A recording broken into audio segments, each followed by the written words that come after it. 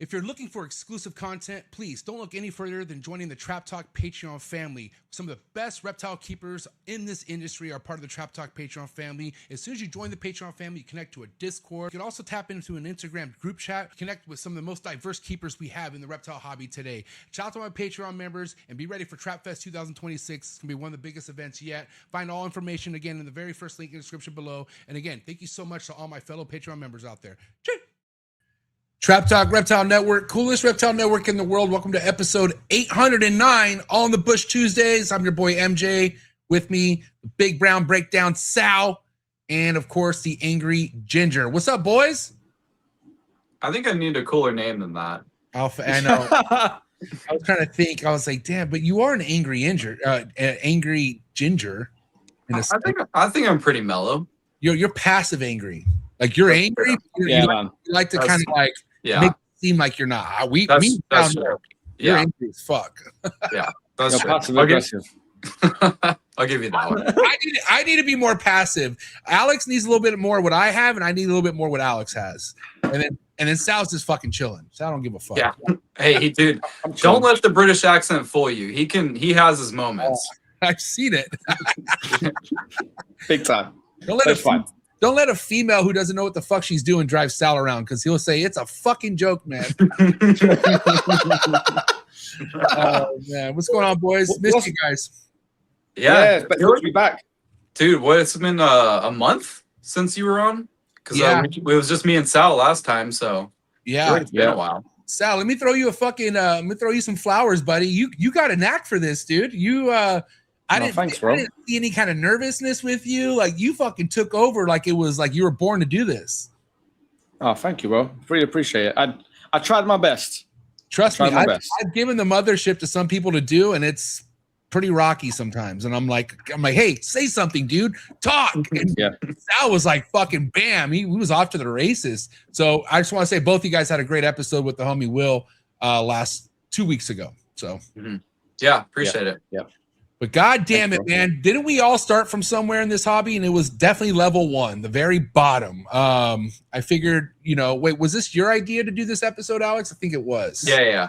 Where we've evolved and where we've come from our, first year keeping a chondro. Me and Sal got our first chondro at the same time. I was 2016 too, Sal. Yeah.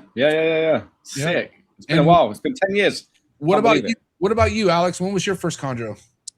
September 2019. 2019. And it's crazy, right? At the end of the day, I think Patrick Holmes said it on a podcast a few months ago, how it is kind of sad how somebody posts their first setup on Facebook and they just instantly get ripped apart. And we were all there. We all posted the same thing, But I wouldn't say I never ripped on somebody on Facebook. I definitely have, but like now I look at it as like so hypocritical. Like, dude, like, do we have to show our photos? Which we are gonna show our photos. Oh yeah. I got some shit queued up for people to see.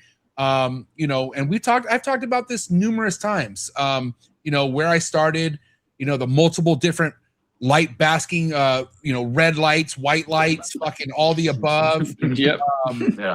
We've all started from at a certain point, but I think what matters first and foremost is evolving. Like you got to realize when you're doing something wrong, and you have to be okay with like admitting it. Like, oh shit, I shouldn't be doing this. But what step do you take next to do it better? And that's what matters. You have to take that next step. Yeah, we definitely evolved quite a bit. But I feel like 2016, there wasn't as much information out there as there is today. Like people still post that today, and it's like, man, like with all the videos and content out there, you should be watching that. Bro, that was my favorite Exoterra background. With like the Aztec shit on it. The Aztec, I remember that. Yeah. So one thing we'll get into is how me, Sal, and Alex all started with the same Exoterra fucking glass tank, which nothing wrong with that if you have the proper room set up. There's people out there who have the right, humidity and they have the right temps in their ambience to where they can pull off an Exoterra. But let's be real, most people do not. Most people keep this inside their house where it's low 70s all the time. And if you are keeping your AC on in your house, keeping it low 70s, your humidity is not going to be okay to pull off in an Exoterra. Nah. And, and that's just what it comes down to, and again, me and Sal started with our first chondro together in 2016, not together, but at the same time, 2016. Yep. And to Alex's point, there really wasn't too many good examples out there, let alone Facebook groups that were really sharing. I mean, let's be real.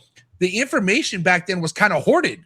Like nobody was out telling you what works for them. They were letting you just kill things off and saying, fuck it, try next time. Absolutely. And I think that was like the pinnacle of like gatekeeping a little bit. Oh, people keeping things to themselves.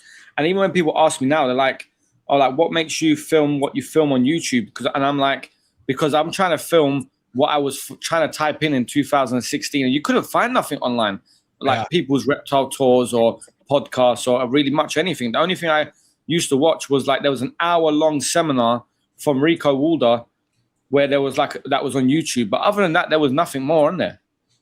Yeah. Yep. This is Alex. This is your setup, right? Yeah, that's mine. And you can't see it, but the back of that tank was actually cracked in like 4 different places. I don't see I see one crack that it's like a line going down like this. Yeah, maybe you can see it. Yeah. Oh yeah, you can. Yeah, look at that. Yeah. I'm not gonna lie, Alex, that's pretty embarrassing. Oh, tell me about it. At least me and Sal's fucking first tank wasn't broken.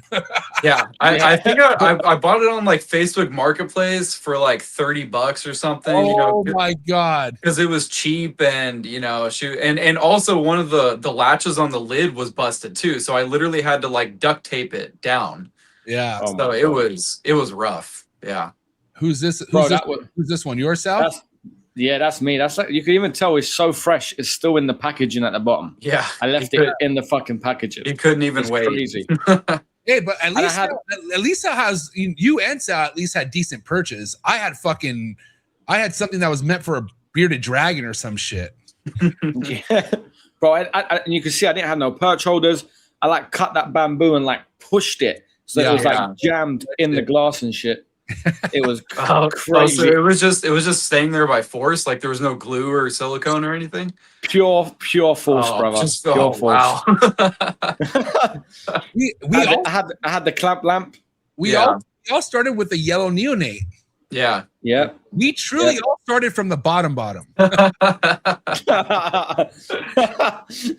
Not even a captive bred. They were all probably imports too. Oh, mine for sure. Mine was.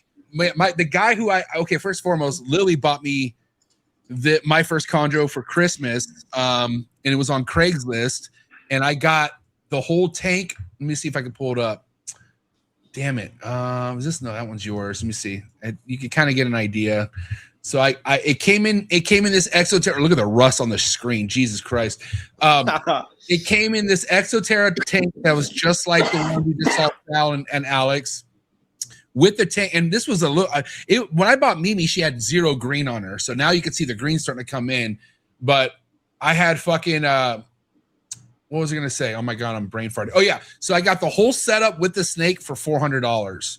Wow. Yeah, and I'll never forget like being through the roof excited. Yeah, which is good, guys. At the end of the day, we're not embarrassed where we started from, and I don't think people out there should be embarrassed. Everyone starts from level 1. And at the end of the day, it's about what you do with level 1. Do you stay there and act like you know it all, or do you or do you swallow your pride and find people who are doing it better than you are and elevate? Yep. And you're gonna say the wrong things sometimes. You're gonna do the wrong things. Like it's just about trying to find the right people to talk to and just like you said, like elevate. I remember when I first wrote to someone that I had a blue line chondro, right? But I was, but, and then the guy was like, no. He was like, you have a snake with a blue line on its back. He was like, you don't have a blue line animal. And I was like, what's the difference? Like, I didn't even know. Like, oh my God. Oh man, it's true, dude. You guys want to laugh?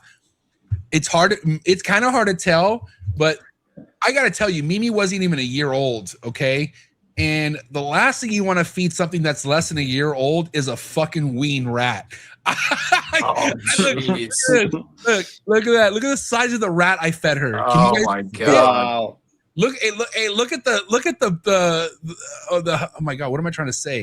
Like just the head is huge. I know, but what am I trying to say? What the fuck is the substrate? Look at the substrate. Oh yeah. That's just from Home Depot, bro. Yeah, it's like a bag of $3 mulch or something. Oh my god, man. And mind you, I was a ball python guy before getting my first chondro. Yeah. So information was limited. This was well before there was any Trap Talk episodes. This right here was 2016. This right here, 2016. I think I still had private on my Instagram. I don't even think I was like out there yet, to be honest. Yeah. And it wasn't until this photo right here, as you guys see right here, that's Mimi. That was around the time I actually went public with my Instagram. And I believe I posted this photo. And this had to be right before 2017. Wow. And look, me and Sal had the same bowl. Look at that bowl right there. Yeah, it's a terrible bowl. Yeah. Yeah. Go ahead. The OG bowl. Mm-hmm.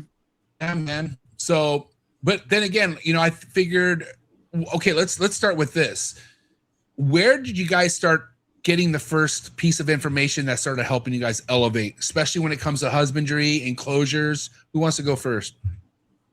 I'll go. I mean, I had gone to Bill's pretty quick. Like I got my chondro in September, and I think I first met Bill in like February of the following year. So it was, once I went over there and saw how it was supposed to be done, I transitioned pretty quick. Yeah, and I'm sure a lot to give credit to Bill for, because and yourself, because you adapted quickly. But man, Sal, imagine. Well, Sal, hold on. You had fucking Malcolm, you fucker. But bro, that was only like 4 years ago. Oh, okay. Go. Yeah. So go get to your story, Sal. Like, what made you realize, shit, I need a change, and like, how did you change, and all that good stuff? Bro, I'll be honest with you. I was riding out those type of setups for a while, and then I would say I bought my second one, maybe like 3-4 years after that. Wow.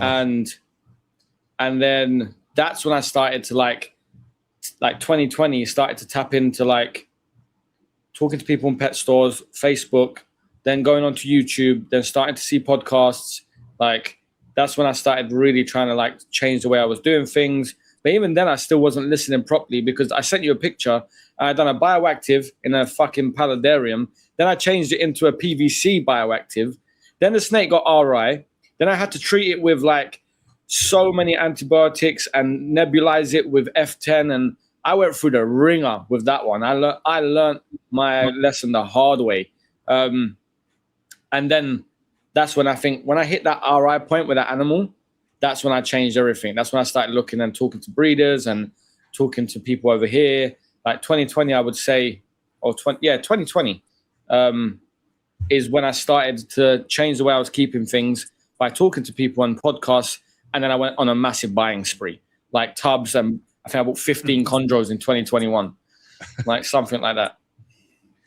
Dude, I'm embarrassed. I don't want to show this, bro. Like, you guys are gonna get a kick out of this. So I'm gonna show you guys one of my very first vlogs I ever did. My buddy Tony, who was, he was more of an audio video guy and kind of, taught me how to do a lot of this stuff. But holy shit, he was just as clueless as I was. So, oh guys, this is gonna take a lot of balls to share this. Mainly because as soon as I clicked on the video, it said BIAC in not quotations, but in the columns it said calico phase. No way! Oh no! You see this, bro? Oh my god! Oh no! All right, check this out. This is beginning days. Is that your BIAC? No. This is my sarong. And I think I got sarong right. So hold on, let me see. Yeah, I think it's like monocory. So monocory locality, I had that right. Give me a credit. And yes, this one's dead. So BIAC locality, I have that one right. Red neonate. Let's see. Oh, here we go. No, it says albino phase. Even worse. Oh my god, dude. Marshall is gonna kill me for this one, bro. Albino phase. The nerve. The nerve.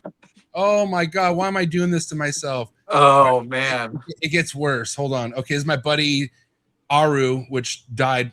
He put high white phase. I mean, I don't know. Maybe. It's not as bad as albino phase. I'll tell you that much. No, nothing's gonna be worse than that. So this is the girl that's the girl I just got a clutch hatched out. That's the girl who was married to Patrick. Stick. Who I thought was a red dom, and unfortunately is not a red dom. So hold on, it gets funnier. So Sarong locality, that's fine. The albino phase is back. Oh look, I had a pairing going. That's cool. Yeah, this is my very first pairing ever, right here. So this is where I got my very first clutch. She gave me 16 eggs. I think only one hatched out of the 16. That was 2 yellows, wasn't it? Looks like yellows. Yeah, but I got a red. No, they can't. Oh, you got a red? Okay. Yeah, I got a red. I got a red from that clutch. Okay. Monocory locality. This is my buddies. Definitely not a high white phase. Hold on, this shit. There was another one that was pretty funny too. Nothing's gonna beat the albino phase. That's pretty hilarious. Anyways, all right. I think I've had enough. This is crazy. Albino phase. I'm gonna pull up. I wanted to pull up another video showing my whatchamacallit, my caging. But for me, dude, yeah, I would say even though it was brutal, I got all my first pieces of advice from Facebook groups. And you know, or honestly, do you want to know who helped me with this? Was Forrest. You guys remember Forrest Fanning, right? Yeah. Mm-hmm. So Forrest was the one who, he didn't tell me to do it, but I noticed he just kept his shit over paper. And you know, obviously meeting him, I saw like, wait a minute, you could keep these in target tubs. And then I went that route and I realized how much easier. And honestly, dude, like if you don't have a bunch of money, and if you want the right husbandry, and if you want to make sure you're going to have thriving animals, you could definitely pull it off in target tubs. It's not going to look pretty. It's going to come off a little ghetto, but you got to work with what you can work with. And that's what I did. Mm-hmm. I worked with exactly with what I had. And again, we all start somewhere, dude. We really do. Let me see if I can pull that one up. Remind me, Alex, because you also had a good run with plastic tubs for a while as well, right? Yeah, and I still use them here and there. I mean, if you consider a rack system plastic tubs, then I mean, I still use them all the time. But I think I like they all kind of start out in tubs, like the ones behind me right here. Like they go to that, and then they go to bigger ones, and even like the Cambro tubs, if you want to consider that. Right. But they don't really go to enclosures until I know I'm going to keep them for their lifetime, and then they go to enclosures. But even before that, they're in tubs the whole time. So it just makes it a lot easier. They're just in a rack system. Yeah. So check this out. This was, 5 years ago, just shy of 5 years ago, and this is exactly how I kept majority of my chondros, just like this. Yeah. And really, there's not really anything wrong with that. I actually got my first clutch in this exact tub right here. She's the one that gave me my very first clutch. Which, yeah. So look at, there it is. Look at that. That's a good sized tub. That's a big tub. Yeah. I think the only thing I would say is like maybe the purchase should be a little bit thicker, but other than that, I mean, I don't really see anything too wrong with that. Yeah. And again, dude, I don't like newspaper. I just don't like newspaper. I prefer poppy pads. That's the only thing I would change, but I think that's a legit tub. Yeah. Look at my first chondro room. Look at that. Look at everything behind me. Look at the heat tape. Oh my God. So the one the pages behind me aren't too bad. I actually came up on those. See, it was like super heavy. That cage, the 2x2 little stack, that shit must have been like 400 pounds, bro. It was like that kind of wood that was super heavy. Not mine, but it was like it was like whatchamacallit, like a dresser. Like it's the same same kind of wood a dresser would be. Mm-hmm. Yeah. Wow. Yeah. At least I had pothos plants in my enclosures back then. Look at that. You see that? Yeah. Oh, nice. But boys, don't you think like when you see this stuff and then you look at what surrounds you, you're like, shit, look how far I actually came. Like, yeah. And honestly, dude, here's the thing. I had no shame with you know, trust me, people would talk shit like, oh, he's using target tubs, but look at my animals. You know what I mean? Like, look how beautiful that monocore is. Yep. You know, and I think that's what someone should take pride over is how do your animals look? You know, are they eating right? Are they shedding right? Are they able to breed? You know, and again, you should set goals to want to go ahead and upgrade enclosures to a certain point, but there is nothing wrong starting like this at all. No. In fact, there's nothing wrong with staying like that either. No, like, I think you're better starting like that than you are how we started with the Exeterra. Yeah, by far. Yeah, for sure. I mean, like those tubs actually didn't look too bad. There's just a couple things that I would change. Like Sal said, the puppy pads, and then those perches were just kind of like they were just holes in the side of it. You know, I would just make them more so you could take thicker, but also be able to take them out easier. Like removable, like with perch holders. Yeah, removable. Yeah, but other than that, like they kind of looked fine. So it seems like you transitioned pretty quick. Oh yeah, definitely. Well, you know, I think what happened was as soon as I picked up Focus Cube as my first sponsor, that's when I was like, fuck, dude, I don't need to keep things in tubs no more. I got to upgrade everything. And so that came with time. That came with time, and also that cost a lot of money to do. Even though they were a sponsor, I didn't get free cages all the time.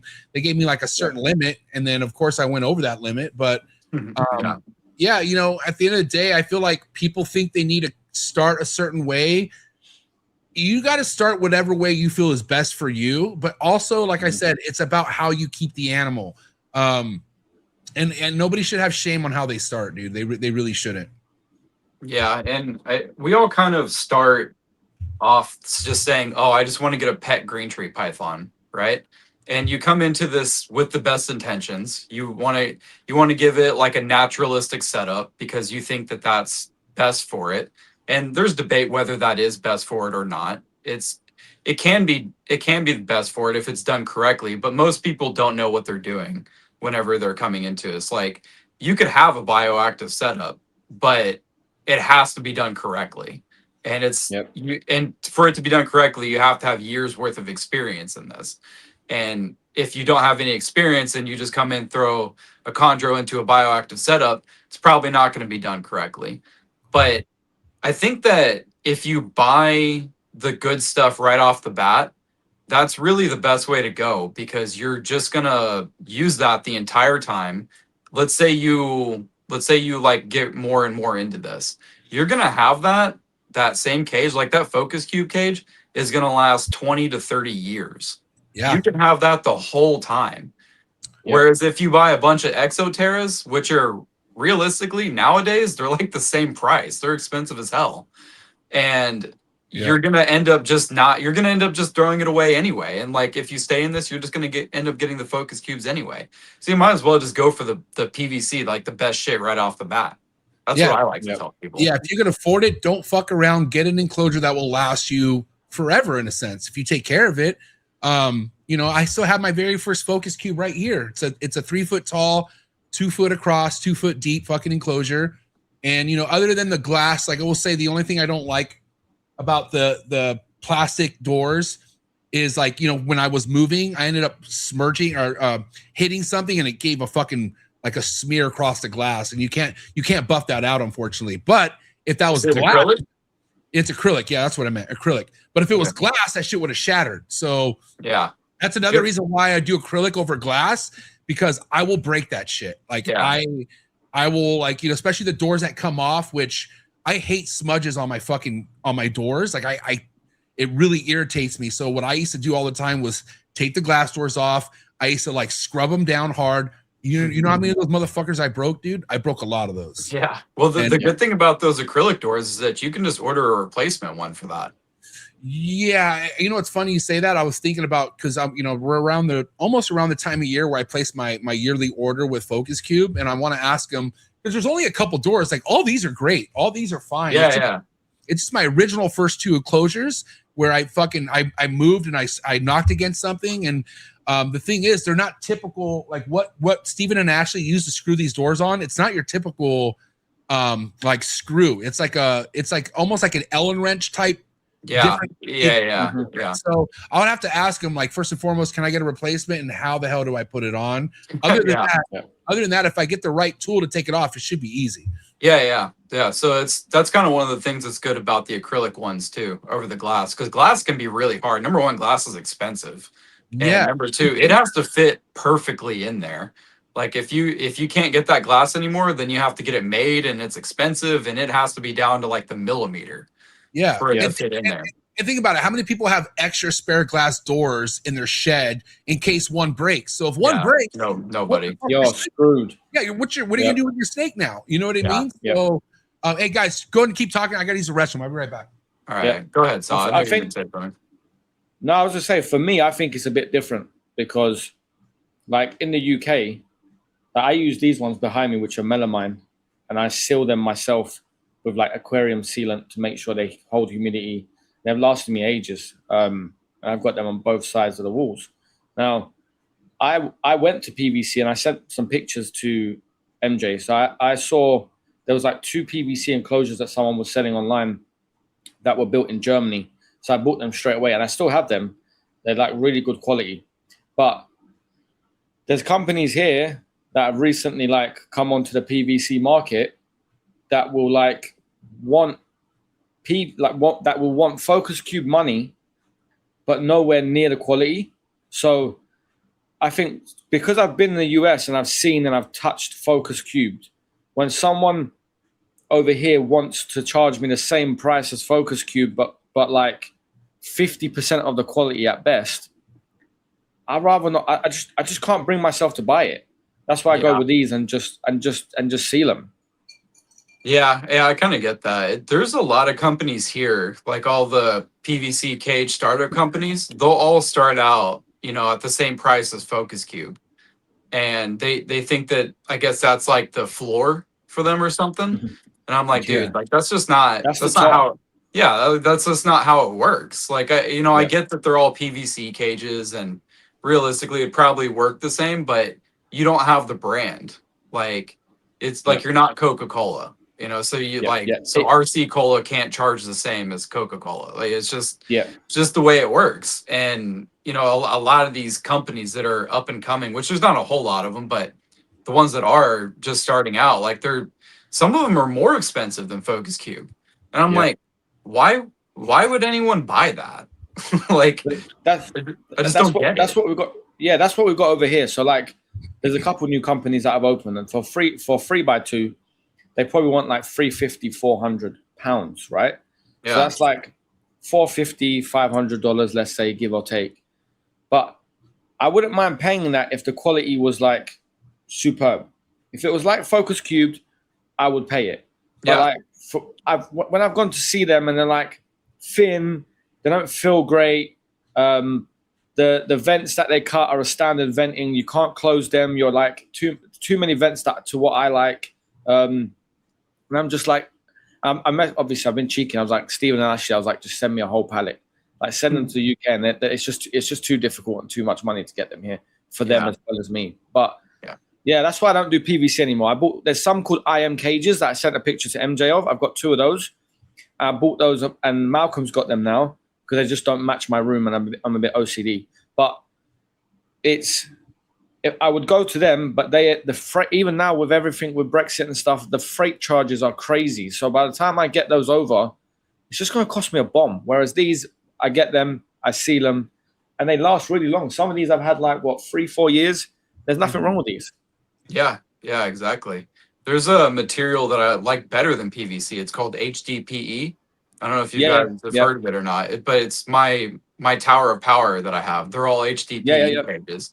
And they are super light. I mean, I could go pick up a 3x2 cage by myself and just move stuff around. I mean, they're not like as sturdy as a PVC cage, but realistically, you're not throwing them off the roof anyway. You're not moving them around a lot. They're holding green tree pythons, So it's just they're so, and they're a little cheaper too. I think they're like $250 for a 3x2. Yeah, that's my OG rack. That's still in my bedroom. It was a nightstand. Look at it. It's perfect. Yeah, right. It had my phone chargers on it. That was it. That was my little growing rack. PVC sells better right there. Yeah. That was cool. That was in my mom's house years ago. Jesus. What year was that? 2020, maybe 2020. Yeah. Is that a ball python water dish? Oh yes. Oh wow.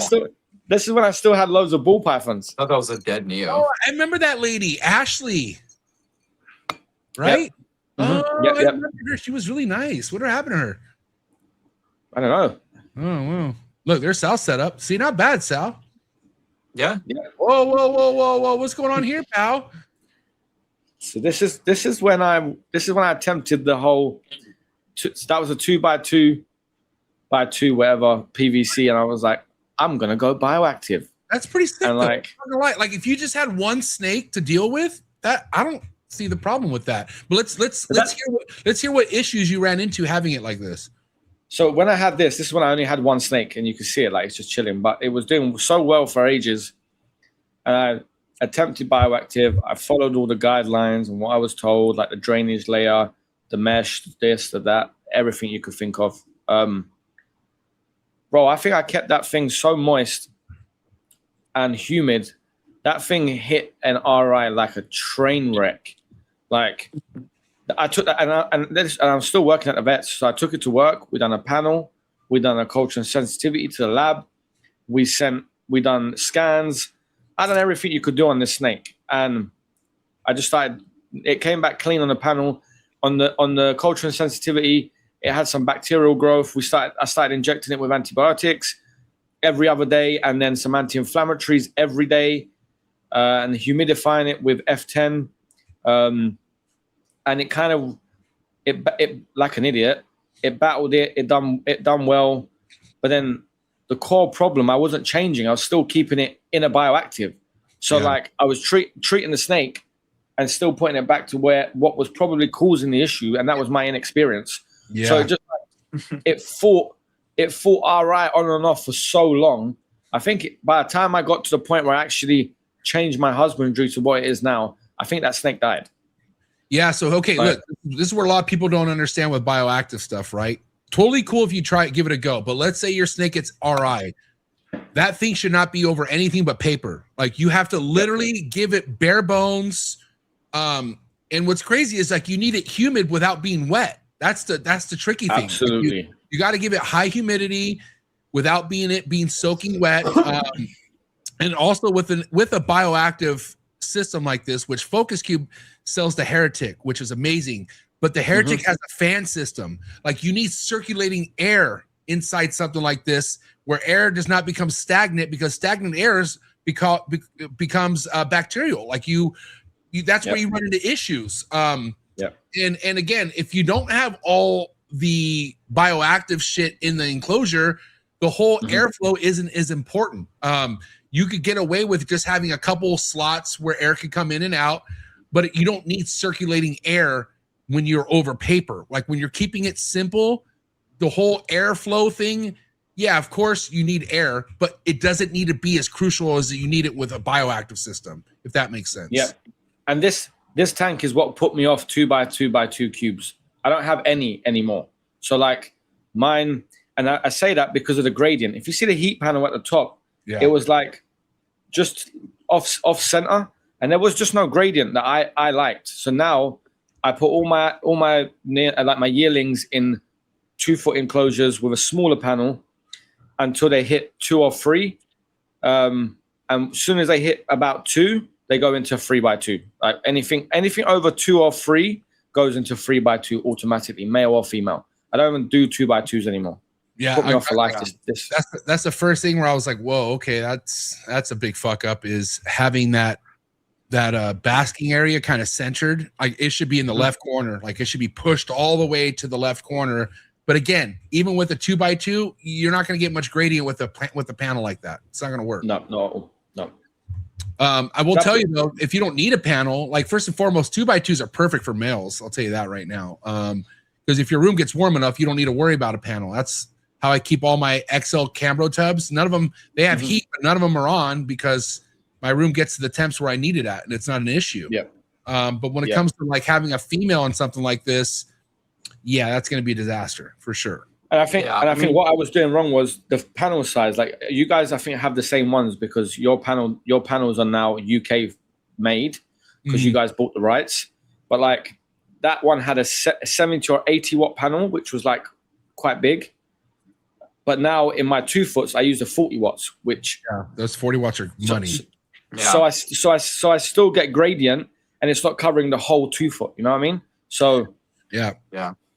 And realistically, like that looks really nice, but an adult female would not like that enclosure. No, you know, there's no real spot for her to perch in there. It would be okay for a male, and it would be okay for a sub-adult, but you just can't keep an adult female in an enclosure like that long term. Not like that. No way. But if you know, again, like you could pull it off in 2x2 cubes, you really could. It's going to be tight. And that's the thing. I don't want my females to be tight. Like I want them to be able to like get the fuck away from heat when they want. You know, seeing your snakes go from the top perch to the bottom perch, or even stretched out across. You know, I don't know, man. Like I said, to each their own. Like David Brahms does perfectly fine breeding in XL Cambro tubs.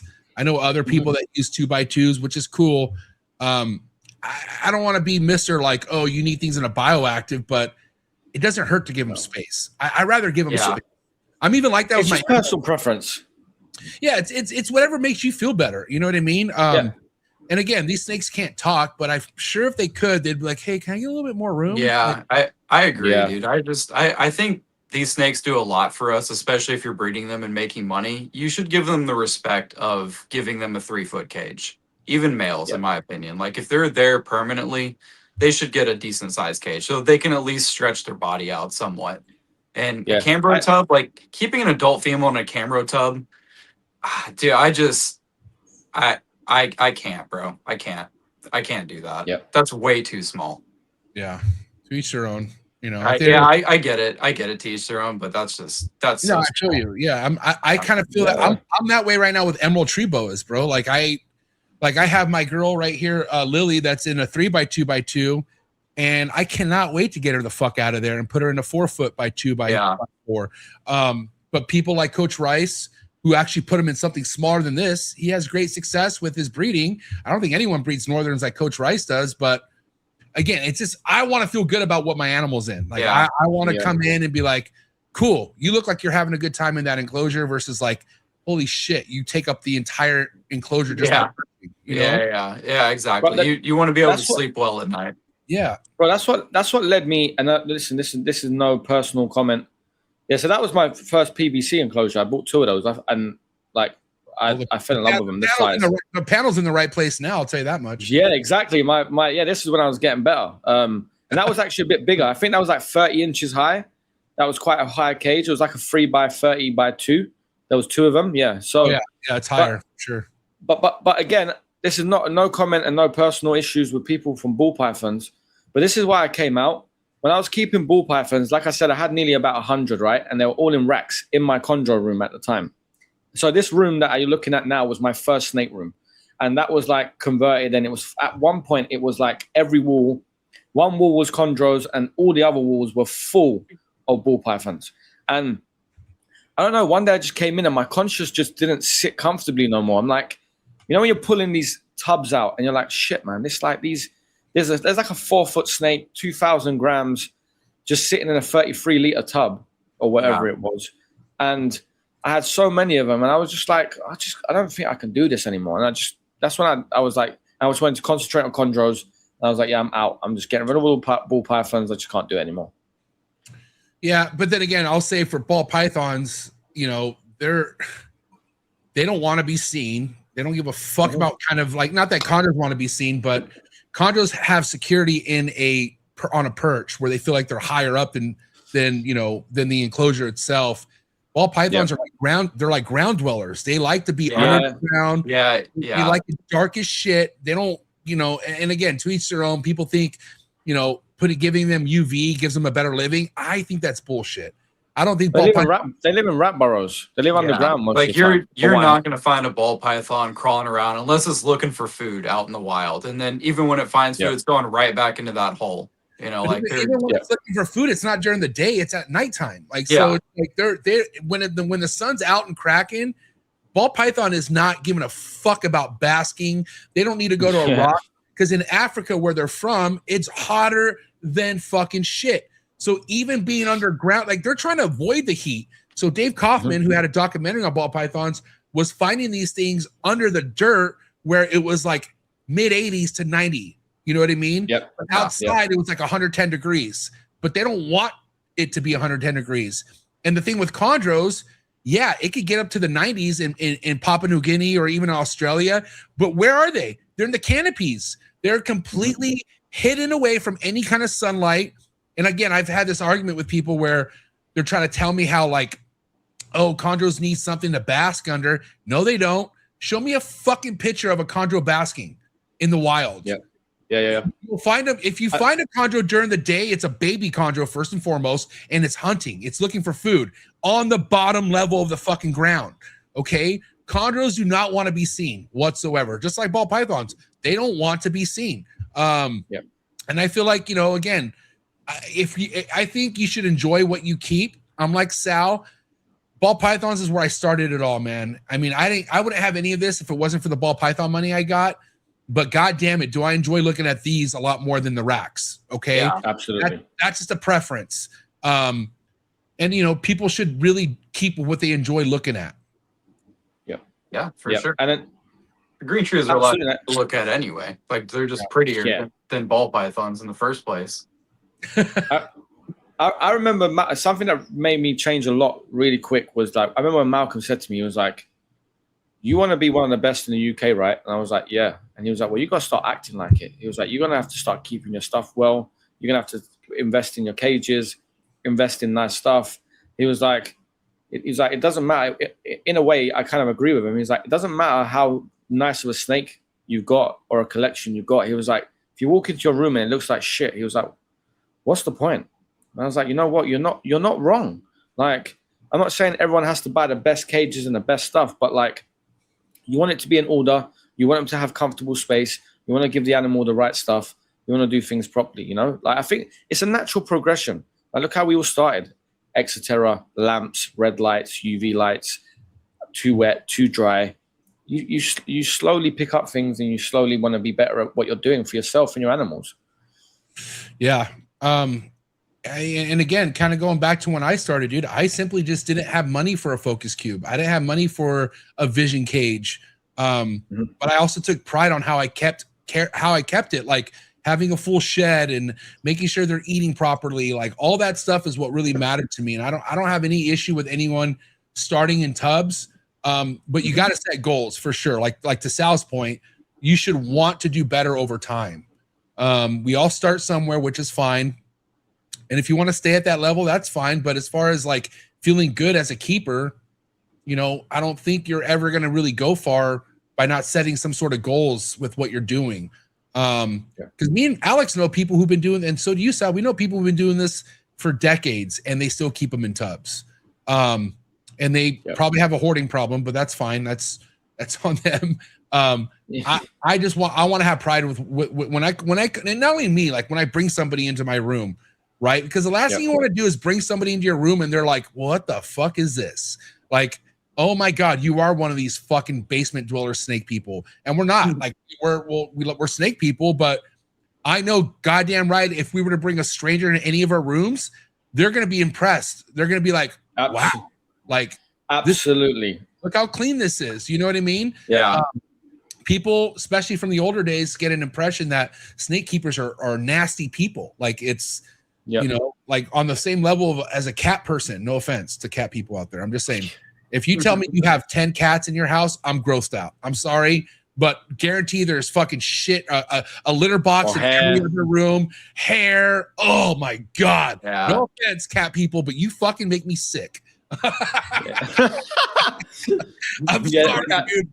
And I'm sure us snake people make other people feel nasty. When it comes to cats, I get grossed out. I'm not gonna lie. Bro, I get people that come over from, like, especially work, right? They come over for like summer functions. I do a barbecue every year or some shit, and people come around and they're like you said, they come in and they're like, wow. They're like, look how nice you keep this. There's no smell. Like they expect it to stink. They're like, there's no smell, and look how nice and clean your cages are, and look, oh, your snakes are so pretty, and this and that, and they're like, they're wowed by it because it's kept well. Yeah, I think that makes a massive difference. And the thing is, like that white enclosure with the bioactive, when I went to purchase that, right, I'll never forget. I was still quite new. I went and bought it secondhand from someone, and when I tell you, I went into their room, and they had like all a mix of different snakes or whatever the shit they had. They had this green tree in a enclosure, whatever it was. When I tell you, it was bone dry. This snake looked like it had like 4 sheds stuck on it. It was like dull with layer and layer of sheds on it. And I remember seeing that, and I was like, Jesus Christ, like how bad can your husbandry be? And I was still quite new to it. I was just like, shit. It's one of the worst I've seen. It was literally a welfare case. This is one of the worst ones I've seen. But yeah, you just pick up things and you learn from it, and I think it's what you it's a time as well. Like things fit differently for different people. Like I like the puppy pads. Why? So I can walk in, whip them out. I can do my whole room in 90 minutes. Change waters, change bowls. I've tried the whole like naturalistic look with the bark and spot cleaning. And the thing is, you spot clean, and once you actually do a deep clean, there's like solid patches stuck to the bottom of the enclosure, and it's dirty. No, yeah, it's just the dust. I was like, yeah, no, dust, bro. Ever since there's no fucking substrate other than paper towels. I'm sorry, other than puppy pads, paper towels, or storage paper. You do not smell no fucking dirt in my room anymore. And bro, my God, I feel like the only time I ever really needed it is when I had tree monitors, because it's tree monitors, and but again, that substrate with the tree monitors, it would get to like almost 6 months old before I would change it all out, because tree monitors, they can live dirty like that. They don't give a fuck. But my room, dude, this is my room. Like, oh man, I'll never forget that smell. And honestly, I don't miss that smell at all. Like, and I don't miss the dust that was collecting in my filters on my mini splits. And you also have to think of that too. Like, if you're getting dust caked onto your fucking filters, what do you think is going in the lungs of these animals? Yeah, absolutely. It's like the rodent room. Yeah, no shit. When you walk in on a hot day, and it's just like, that's another thing. Overnight, when I got rid of the ball pythons, because they used to be either kept on ReptiChip or Lignocell, none of like the wood shavings, I got rid of all of them in one day. I swear to God, and aired it out. The next day, it's like the smell instantly gone. Like the smell of, you walk into it and it hits you like ReptiChip on a summer's day. I didn't have aircon, right? So it's just like super hot in there. You open it and it just smells like, I remember being 14 and working in a pet shop. It just, that stink of like piss and just dirt just hits you, especially with ball pythons. You clean them and the next day they flip their bowl, they're pissed everywhere. It's like the smell went overnight. Guys, you guys all agree. We've all been in pet shops. They all have the same smell for the most part. You walk into a pet shop, you instantly get hit with that aroma that, oh, wow, okay. You know what I mean? Yes. That ammonia smell. Yeah. And so, one thing that I want for anyone who visits my room is like to have that feeling of, wow, this is a clean room. Absolutely. And one thing too, guys, I'm sure you guys could agree on this. If you get to the point where you're putting something on MORPHMARKET as an ad, and you clearly show that you have fucking shedding issues, like there was a guy who posted, I think it was a fucking $5,000 designer outcross or some shit with a bunch of stuck shit on its head. I'm like, who the fuck's gonna give you anything with a comma mark in it with an animal that looks like that? And I'm sorry, dude, but that's when you should be embarrassed.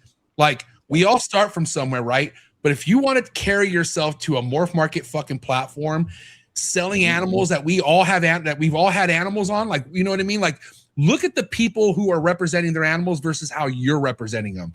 That should matter to you. Because I'll tell you what, you're never going to fucking sell a snake like that. Absolutely. And admittedly, we all get stuck shed, right? It still happens to us. I just came back off a 1 week vacation, and someone was looking after my snakes, which was quite new. And one of them was in a stuck shed. She probably didn't mist it enough, or because I have to mist, it's dry over here. It happens. But like, if you're getting stuck shed after stuck shed, or you're advertising animals like that, you're not doing very well for your reputation at all. I get it. Stuck sheds happen, but you can't find a better photo, or you can't take care of this suck shit, then or wait. Yeah. You know what I mean? Yeah. Oh my, yeah. You know, it's crazy, dude. I had a little talking to Baby Gas last night, Alex. Almost had a fucking, you know. So Baby Gas started to shed. Like early morning, I came down, I saw the nose peeled. I'm like, oh, cool. Baby Gas is shedding. All day went by. I checked on him to see if he was freshly shed. He didn't even finish, just barely. And I'm like, oh my God. I'm like, I'm going to have to help you. But I gave it a nice soak. You know, I sprayed it real good and then gave it one more night, came down, all gone. Thank God. Yeah. I'll have that sometimes too. Sometimes neos, they just get lazy for some reason. Yeah, they're like, I'd rather sleep. Yeah. I'm good. I'll figure this out when I wake up. And he or she did, that's for sure. And again, stuck sheds will happen from time to time. Now, if all of your things are having stuck sheds, there's an issue there. But I got to tell you, like, I never go a full year without seeing 1 or 2 stuck sheds. Like, it's going to happen. Absolutely. Yeah. Oh, I get it all the time. Or I wouldn't say all the time, but like, especially during the winter, because like my furnace kicks on and it really dries everything out. Like my room humidity gets to like 15%, like super low. So I have to really stay on top of spraying them whenever they're in shed. And every now and then I will get like a stuck shed. Like I just had to soak a female the other day. Like, cause she just had a stuck shed on her. And I mean, it's not hard to soak a female. I'll do it like in the morning and I'll come back maybe like that afternoon or that evening. And if it's not off, you can just run your hand along it and just peel it off yourself. Yeah. Like it's not that hard to get stuck shed off. And also, even if it's a tough one to get off, soak that bitch for 24 hours and it'll come off. Yeah. But most of the time they get it off by themselves anyway, if you just soak them. So there's really no excuse for having a stuck shed. No. I think this is why it's so key though. On like we all started from either a pet shop, Craigslist, import, something. I think this is why it's so important for newbies to start with a captive bred animal. You've got someone to help you, support you, give you information from day one. You've got lifetime support if you buy from a reputable breeder. We didn't have that. Like that's a good point. I bought mine from a show or a pet store or something. I can't remember where I bought it from. It was a wild call. Like I had no information just about, and I had no one to turn to at the time. Nowadays, I think we didn't have an excuse to keep like that, but we had less opportunity to learn things. I think nowadays with podcasts, with breeders, with information, with videos, I think people have less of an excuse to have poor husbandry. Again, back then was a different thing for us in 2016. You know what I mean? Yeah. You didn't have a lot of guidance, but there's so many reputable breeders in this hobby now who will give you their time of day, especially if you buy something from them. You're buying the coaching that comes with it, and that will save you years of headache. I'm telling you right now. Having someone just giving you the lowdown on how you should be doing things, and if you're good at listening, and if you go by what they're telling you, dude, you're going to save yourself a lot of learning curves. And again, that's to Sal's point, man. It took me a long time to get dialed in with my husbandry because all I was doing was buying imports, and I wasn't getting any fucking help from these importers because not even they know what the fuck they're doing. They're getting it in and flipping it out, getting it in and flipping it out. You know what I mean? They probably weren't even feeding these fucking animals before shipping them out. So, you know, you get what you pay for in the chondro game. You really do. And I think like to some breeders out there, I'm not going to name any, but like people that we all know, like be a little bit better. Yes, I'm going to say it, but be better, because I've had people contact me from the US that bought a snake off people that we know, and then like, can you please help me? Where do I put my stat? My tub is this. And I'm like, who bred this? And they're like, so and so. I'm like, well, ask them. And they're like, I have, but they've now ghosted me. Or I get it. People, you know, in the beginning can have a lot of questions, especially if they're new. But just spend the time. The relationship you make. Like I sold a snake recently to someone that's never kept a green tree. I made small videos on how to feed. This is how you lift a pinky. Don't dangle it. Like small things that they really appreciated that sent them off. And she's done exceptionally well. It ate straight away. She fed it 4 days later. It ate straight away. Like she's super happy. I'm glad you mentioned that, Sal. Why don't we cue the video, shall we? Let's see. Yeah, looks like a terrible feeders. So let's check this out. Oh my god! This is how I started. Abysmal. Oh my god! Why don't you I just slapped smack it while you're at it? Hey, it ain't though. That's Yeah, good. it ain't. It ate. Yeah. Terrible form. It's, Terrible form. yeah. But like you see people still doing that, and I'm like, people still do that for sure. yeah. And anyone who has the first chondro, that's what they do. Yeah. They all do that. Yeah. Ball python guys be like that. It's ridiculous. Yeah. Yeah. But again, you know what's crazy too, man? I don't know how many people who've had issues with getting their snake to eat. It's all because how they're holding the rodent. I mean, that was probably a good established neo, but you know, there's times where if you help someone, just show them how to grab the fucking rodent behind the shoulder blades, and you nudge with the nose, not with the fucking back of the head. Telling you that has a big difference. It really does. But again, we all start somewhere, you know. It's all. I love seeing that video, Sal. Yeah. Because again, look how far you've come, you know. Yeah. And you know, with Alex, Absolutely. you know, Alex had dude. The mayor saved this guy's life for sure. I'm assuming Alex, like he helped a bit. We got to see the video of him feeding the sickness clutch. Oh yeah, we got to look at that, don't we? Yeah. Okay. He's done the same. That was probably the first chondro I had, well, besides mine, like the first neonate that I had ever fed was a sickness baby. And Bill showed me how to do it, and he was like, all right, here you go, and then walked away. in typical Bill fashion, yeah. Yeah. Yeah. Yeah, he saved me from the streets, though. So here's Alex. Yeah. Alex, did you even have your first chondro yet or no? Yeah, I think I had like one chondro at this point.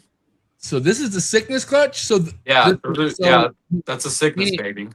So sickness sired this clutch is what you're saying? Yeah. Let's see. That could be contagion for all we know. Gotta love the one sheet of paper towel there, Bill. Yeah.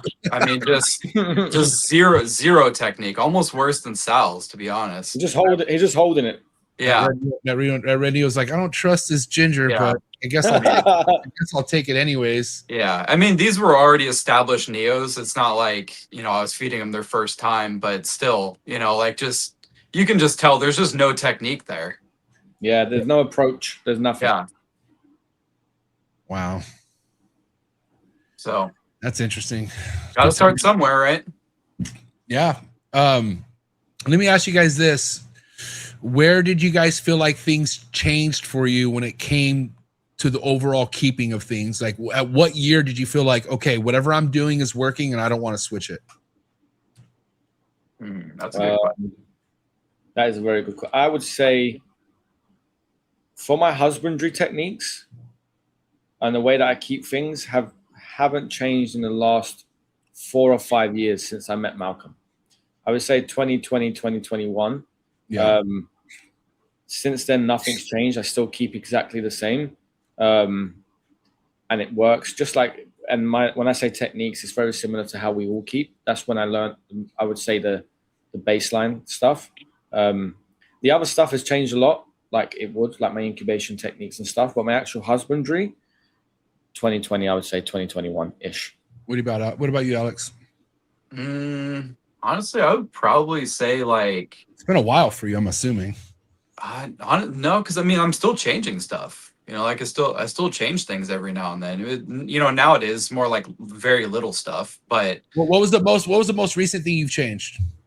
Probably how I feed. I try and get them more on mice now rather than ASFs. Like why? Going from, well, because I sell them, like I don't want them to get stuck on ASFs, basically. What makes you think they're gonna get stuck on ASFs? I just want to take that variable out. Like I don't want to ship out a snake. Like if it's staying here, then it doesn't matter. It can stay on ASFs. But if I'm shipping out a snake to a customer and I've been feeding it nothing but ASFs, and they say, look, it's not eating, even though it's probably not the rodent, I just want to rule out that variable. That makes sense. Yeah. I mean, that's what we do about pythons. Like, but as far as like actually, like to your question, I would say probably like maybe like 2 or 3 years is because like I used to, you know, I have cages in my room now that have the natural perches, and I'm not going to be doing natural perches anymore. And the reason for that is because if they shit on the perches, it's so hard to clean those. Like you can't get them actually clean. So that's when PVC purchase come through, because it's that's what I'm saying. So like any new cages that I'm going to be doing, because like, you know, as you guys know, I'm going to be moving my collection into bills in the next within a year or so, and I'm going to be ordering all new cages. Like I'm going to order 25 cages. They're all going to be the same thing, and they're all going to be on PVC purchase. They're just going to be 2 PVC purchase with a HDPE cage and a water dish, and you know, it's super basic.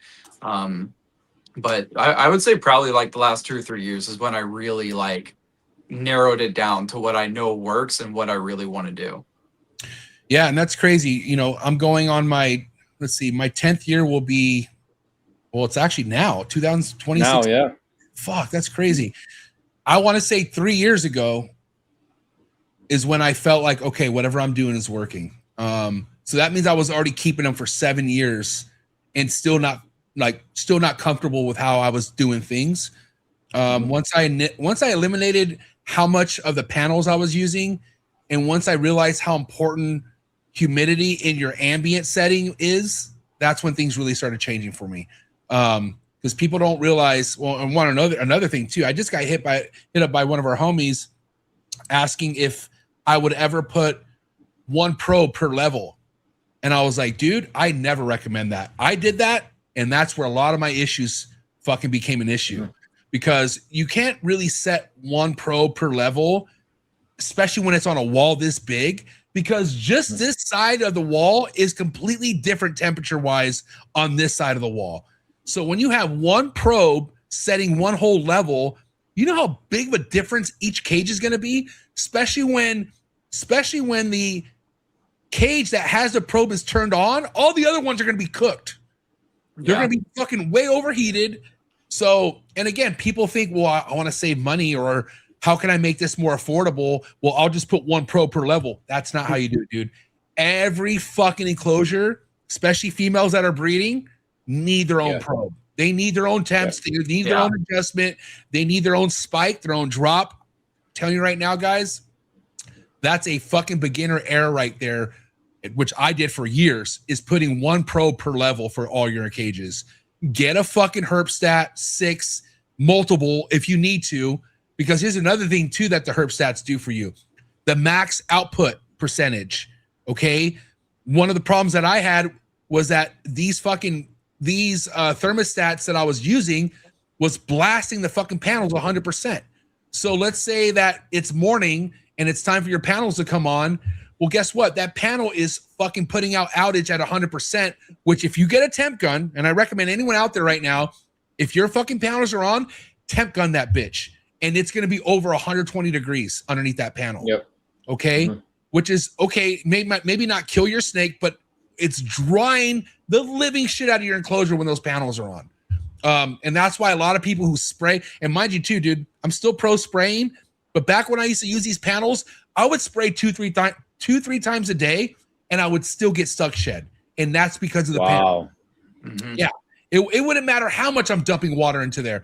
Once those panels are fucking on, everything's cooked. Yeah. Yeah, mine are like big believer in ambient, to be honest with you. I got to piss again. Sorry. I can't really just effectively do it over here, especially in like I believe anyway, like mine is within the house. If I was to build like a specialist room again outside with the right stuff, you could definitely achieve ambient. But now my panels, I'm looking now, they're all running on like 6%, 7%. Yeah. They're not like on anything crazy. What is the ambient temperature of your room right now? Mine is 74. Okay. But that's because I have the air conditioning on. We're having a heat wave at the moment. So if I was to turn that off, it goes up to, at the moment, like 82 at night. At night? Wow. Yeah, my room stays quite warm. It gets like 80 to 82, and in the daytime up to maybe 84, 86, which isn't too bad in the daytime. But especially with some of the males and females that I'm trying to breed at the moment, I'm trying to cool them at night. So if I don't use the air conditioner at night, then even though their thermostats are set to be cooled, they just don't achieve the temperature. Yeah. So, and it's not too bad. My humidity is 49% now. 74.2 and 4. Yeah, that's pretty good. Not too bad. No, that's pretty good. Do you like a fluctuation in your humidity? Like, would you Yeah, rather so it go high and then low, or would you rather just a consistent temp or percentage? So in my room, I like to try and keep it. I don't do anything actively to humidify my room, but it normally sits at like I said, about 50% at the moment now. But in the enclosures, I like to spray, bring the humidity right up, let it come back down. Once I see the puppy pads dry or the tissue dry, then I want to respray again. I don't like the snake to sit except my neos. They're the only things that kind of differ to that. But Right. the sub-adults and the adults, I want them to have a peak and then a trough and then peak trough. I don't want them to be sitting in wet puppy pad all day, every day, high humidity all day, every day. Yeah, for sure. I'm kind of the same way. I only spray my adults like once or twice a week unless they're in shed. Then I'll spray them every day. But, so what do you guys think the average humidity is in the wild? Take a guess. Like in Indo? Wherever they're at. Where do you think the average humidity is a chondro's dealing with in the wild? Probably pretty high, 80%. right? Like 80. 80 to 90. Do you think it drops below 80? Probably not. No, it doesn't. I think it might during the day. Like if it's not raining and it's really sunny out. If they're that actually might make it more humid. Actually, it does. Canopy, dude. Okay. Here's the thing, and this is where I felt like it. I saw a day and night change within my collection. Once I gave them a consistent type of humidity that doesn't drop below 70, not only do I need to spray less, but bro, I don't deal with hardly any stuck sheds anymore. Because that's how they have it in the wild, dude. They have that's one thing that is so consistent about chondros in the wild is their humidity. Now, the only thing I'm thinking about is Australia maybe being a little bit more dry. And that would have been a good question for Daniel Natush. We just had Daniel Natush on the show last week. Yeah. Me, Patrick, and Ryan. But I know they're more up north, aren't they? Like Cape North. Yeah, they're way north Australia, which is hot. It's super hot up there. Iron Range. Yeah, it's called the Iron Range. It's super deep foresty. Yeah. It's like there's a lot of bush over there, dude. But I know Ryan has told me and also this guy Lee from the UK. You know Lee from the UK? Yeah, we speak a lot, yeah. So he told me, man, when he was out there, bro, it never dropped below 90% humidity. Like, wow. and it was drenched, but like also like they're not drenched. They're hidden under canopies or under leaves, but the humidity is one thing that is constantly high for the chondros. And I'm telling you right now, bro, they fucking love it. I feel like temps could go up and down. That's no problem. But the humidity, I challenge you guys to keep your humidity high on an average basis. And you simply could do that, Sal, by getting an air care. Get a humidifier for your room. Humidifier. Yeah. Tony, bro, go ahead. How does it affect the room? Do you guys get like mold or No. So first and foremost, the air care has a type of system where it doesn't put particles in the air. It's a clean fucking humidity thing. Now, mind you, my shit doesn't get, like right now it's 72% humidity. And that's, I mean, if I saw any drips on the wall, well, fuck it, I would stop it immediately. But I don't get no condensation on the walls. I don't see any moisture like on my enclosures. I just that's the only thing that scares me. Yeah, trust me, it scared me at first too. But with these air care systems, man, I don't have any of those issues. And again, dude, like I'm still pro spraying, especially for my babies. I love spraying, but it's one chore I don't have to worry about anymore. It's and trust me, you guys know how annoying spraying can be after a while, especially when you see a stuck shed. Like, you know, we don't always see our animals in shed and we forget, oh fuck, like I got to spray you extra. Dude, when you just come in and don't even know an animal's in shed, you see a complete shed, you're like, oh, that's amazing. It's awesome, dude. Now, the babies are the only things that I'm like, dude, I don't give a fuck what the humidity is. I'm spraying them anyways because I feel like that's how a majority of them drink. A lot of them drink off their bodies.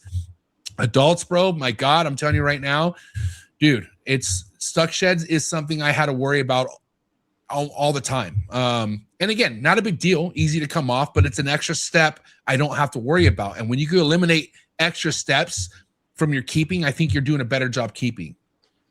I had an idea recently that would change my way that I keep. I know you guys are probably going to crucify me for this. Oh, good. I haven't thrown any strays your way all day. Let's go. I know. I'm going to get one today, probably. But let's do it. I just thought of maybe like put in an automatic spraying system in all of my enclosures, running off of one big unit. I didn't do it because Malcolm was like, absolutely fucking not. Yeah, unnecessary. But I just thought like it would just take away that chore of like set it to once a day, or I could just press a button. Fuck setting on a timer, because sometimes it might spray when I don't need it. I could just come in and be like, all right, they all need spraying. Press the button, turn it off, done. Like it just saves the whole open, close. And when you got like fucking, I thought about 14, doing that too. I mean, it's terrible. Why? Like just like what because more water, the more issues things could pop up with. Like it's bacterial things become more of an issue when you're spraying that much, I feel like. But he's saying like it's controllable. Like he only sprays it when they need it. Yeah, I'm sure, but that's like, okay, that's a little lazy, I feel like. Why not just fucking, when you need to spray, why not spray? Or why not have your humidity high enough where you don't have to worry about it? That's what I'm saying. Yeah. If you keep your room humidity at a certain level, you don't have to worry about spraying. I'm telling you right now, dude, if you make sure your room never drops below 70% humidity, and there's times where it's 75 to 80, you do not have to worry about spraying. What's your ambient humidity, Alex? Roughly, right now, it's probably like 45, 50, probably like the same as yours. Oh my God, bro, both you guys. I'm telling you right now. And Alex doesn't have a big room. All Alex needs is one humidifier. Done. Same with you, probably, Sal. It doesn't look like you have a biggest room. I've wanted to put a humidifier in there for a long time, but the problem is that I have carpet in that room, and I am kind of scared. I'm kind of scared of putting a humidifier in there and then it molding that carpet. Plus, I'm so close to moving my collection into Bill's anyway that now I just ride with it. So I've been in Bill's room a lot, obviously, and I know you guys have been too. It gets pretty dry in Bill's room. It really does. Yeah, he put in a humidifier though. But but I would put multiple. Like he has a big room. It's very open. It's very spacey. And then how many times is the door left open? A lot. The door's just left open quite a bit in Bill's room. So once that door's open, that humidity goes bye-bye. It's sucked out of the fucking. Go ahead. Especially when Jose's there and he's doing the ball patch. The door's just open for like 5 hours. You know what? Okay, you know what you should convince Bill to do? So we had John Irby on the show a while back, and he told me about the wall humidifiers. It's like a mini split, but it's for humidifiers. And dude, that hooks up directly to your water line where you never have to worry about filling it up. You could use RO water or whatever purified water, which highly recommend. Even if you use air care systems, use purified water, because that water is what's going into your air. And that's what keeps you from having bad quality in air quality, basically. But God damn it, Alex, if I were you, dude, and once you move your shit into Bill's or even before, talk to Bill about how important the humidity is. And we've had this talk before, and he tells me it's high, but I've been in Bill's room, dude. I've seen how low the humidity gets in his room.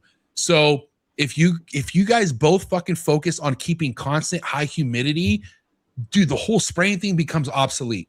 Like, sure, if you see a snake in shed, give it a spray, but I'm talking about that's it. The only time you ever have to spray your snake is if it's in shed. I'll figure it out like as it goes along.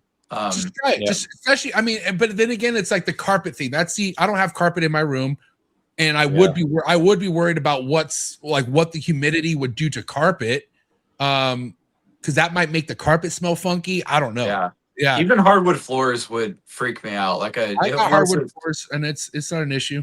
But yours is in a garage, isn't it? So it's concrete, right? Oh, you mean underneath it?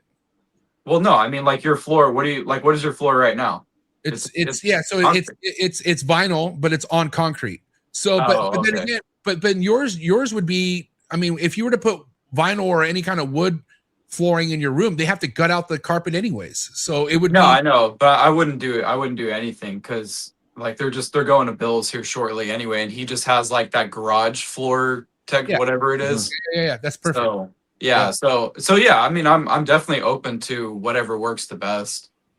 You could probably talk to Carly too, because Carly put air cares in her house and she has carpet. So I'm wondering how that's working out for her. But last time Oscar, actually, that's a good shout. After Oscar, that's a good shout. If it's working well, I'm gonna try it. There's a few homies, few trapper homies that I told them about the air care systems. They use them. I think they're on carpet. But you know, Carly's house is semi-new, so it's like really nice, firm carpet. Yeah, just look into it. I would talk to other people on if they use humidifiers on carpets, how that would work. I'm definitely like you, Alex. If I had carpet, I'd be kind of suspect of it. But yeah, I'm telling you guys, dude, that's the only thing I would have you guys change if you can is up your ambient humidity. And I'm telling you right now, bro, you'll see a night and day difference. You really will.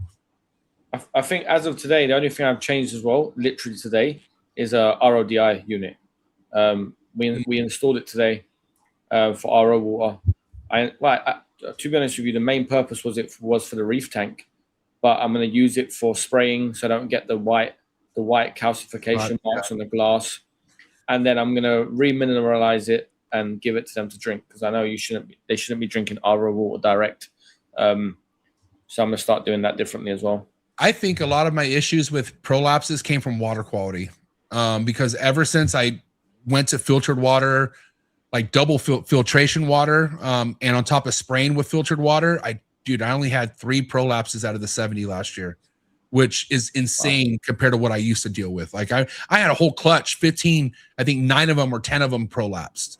And again, I used to use tap water. I used to spray with tap water. I think as adults, they could handle it much better, but as babies, not a good idea. But my tap water, my tap water in my area is terrible. I bought a brand new kettle and I used it for like 5 days and it was white full of calcium. My water here is terrible. Yeah.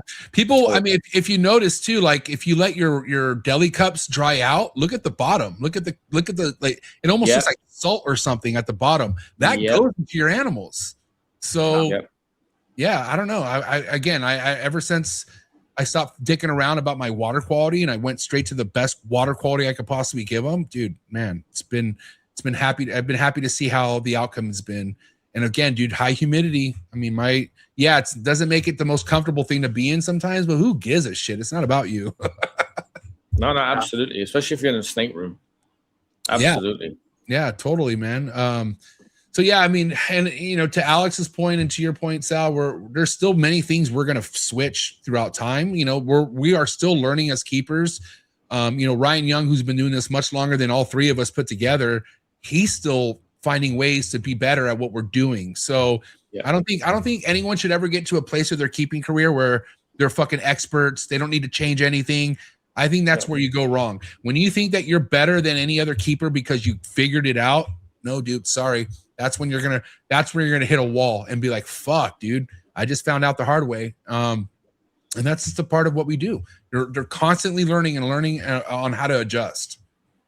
Especially when you start to breed. Like when you start to breed, dude.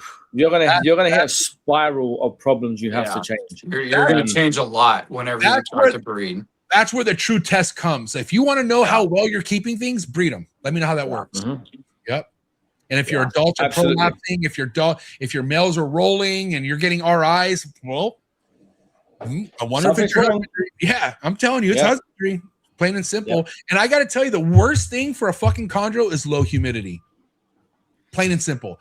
I mean, I remember I had my humidity, like on a good day, it would be 45. When I first used to keep, because how dry it gets here in San Diego, I couldn't keep my humidity higher than 25, 30%. And I had so many issues back then. But remind you, I thought, the enclosure sprayed, I'm good. I don't need to worry about it. I always thought as long as I kept the enclosure wet, I'm okay. And that's not how it works. The ambient matters. Yeah. I'll be honest with you. As soon as we move to Texas, I'm going ambient temperature, definitely. And probably humidity. Like my girl, I was saying Alex before we started, my girl was already like looking at houses before me. Like she found a house that she was like, can't we just buy this house and move this year? I was like, whoa, Jesus, okay. Dude, she's that down to become a Texan?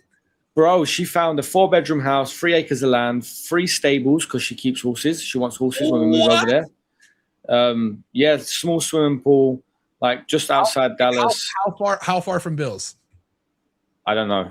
I was saying to Alex, it's just on the outskirts of Dallas, but he told me that could be quite far. I didn't look exactly. But she found that house and She was like, let's move. She was like, she even looked at the down payments, the mortgages, mortgage repayments.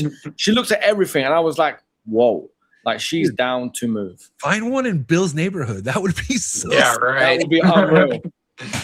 That would be unreal. That would be so dude, the house next door to me is for sale right now. Sal, I keep telling you to buy it. I know. How crazy would that be? We could knock down the fence. We could build a fort. It would be super dope. Buddy. Whoa. Too far. I love you, but too far.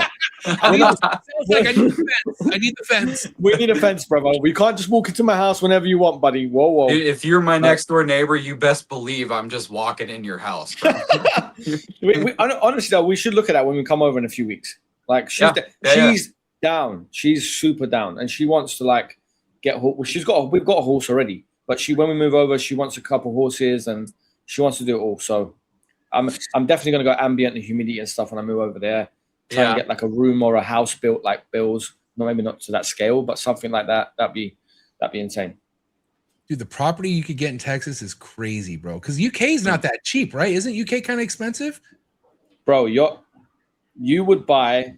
I don't know how much Alex's house would cost, right? But Alex's house over here would be like 800, 900K to start with. So. Dollars, that's like what, $1 million nearly for Alex's house. I don't know how much that house is worth now or how much you bought it at, but I'm telling you, it's definitely less than $1 million. Like, okay, first and foremost, Alex would not move into $1 million house. He's not spending that kind of money. So I can tell you right now, that's out of the question for Alex. But Alex, last time I checked, you got a really good deal on your house when you bought it, right? Yeah, I got it. I got a really good deal on it.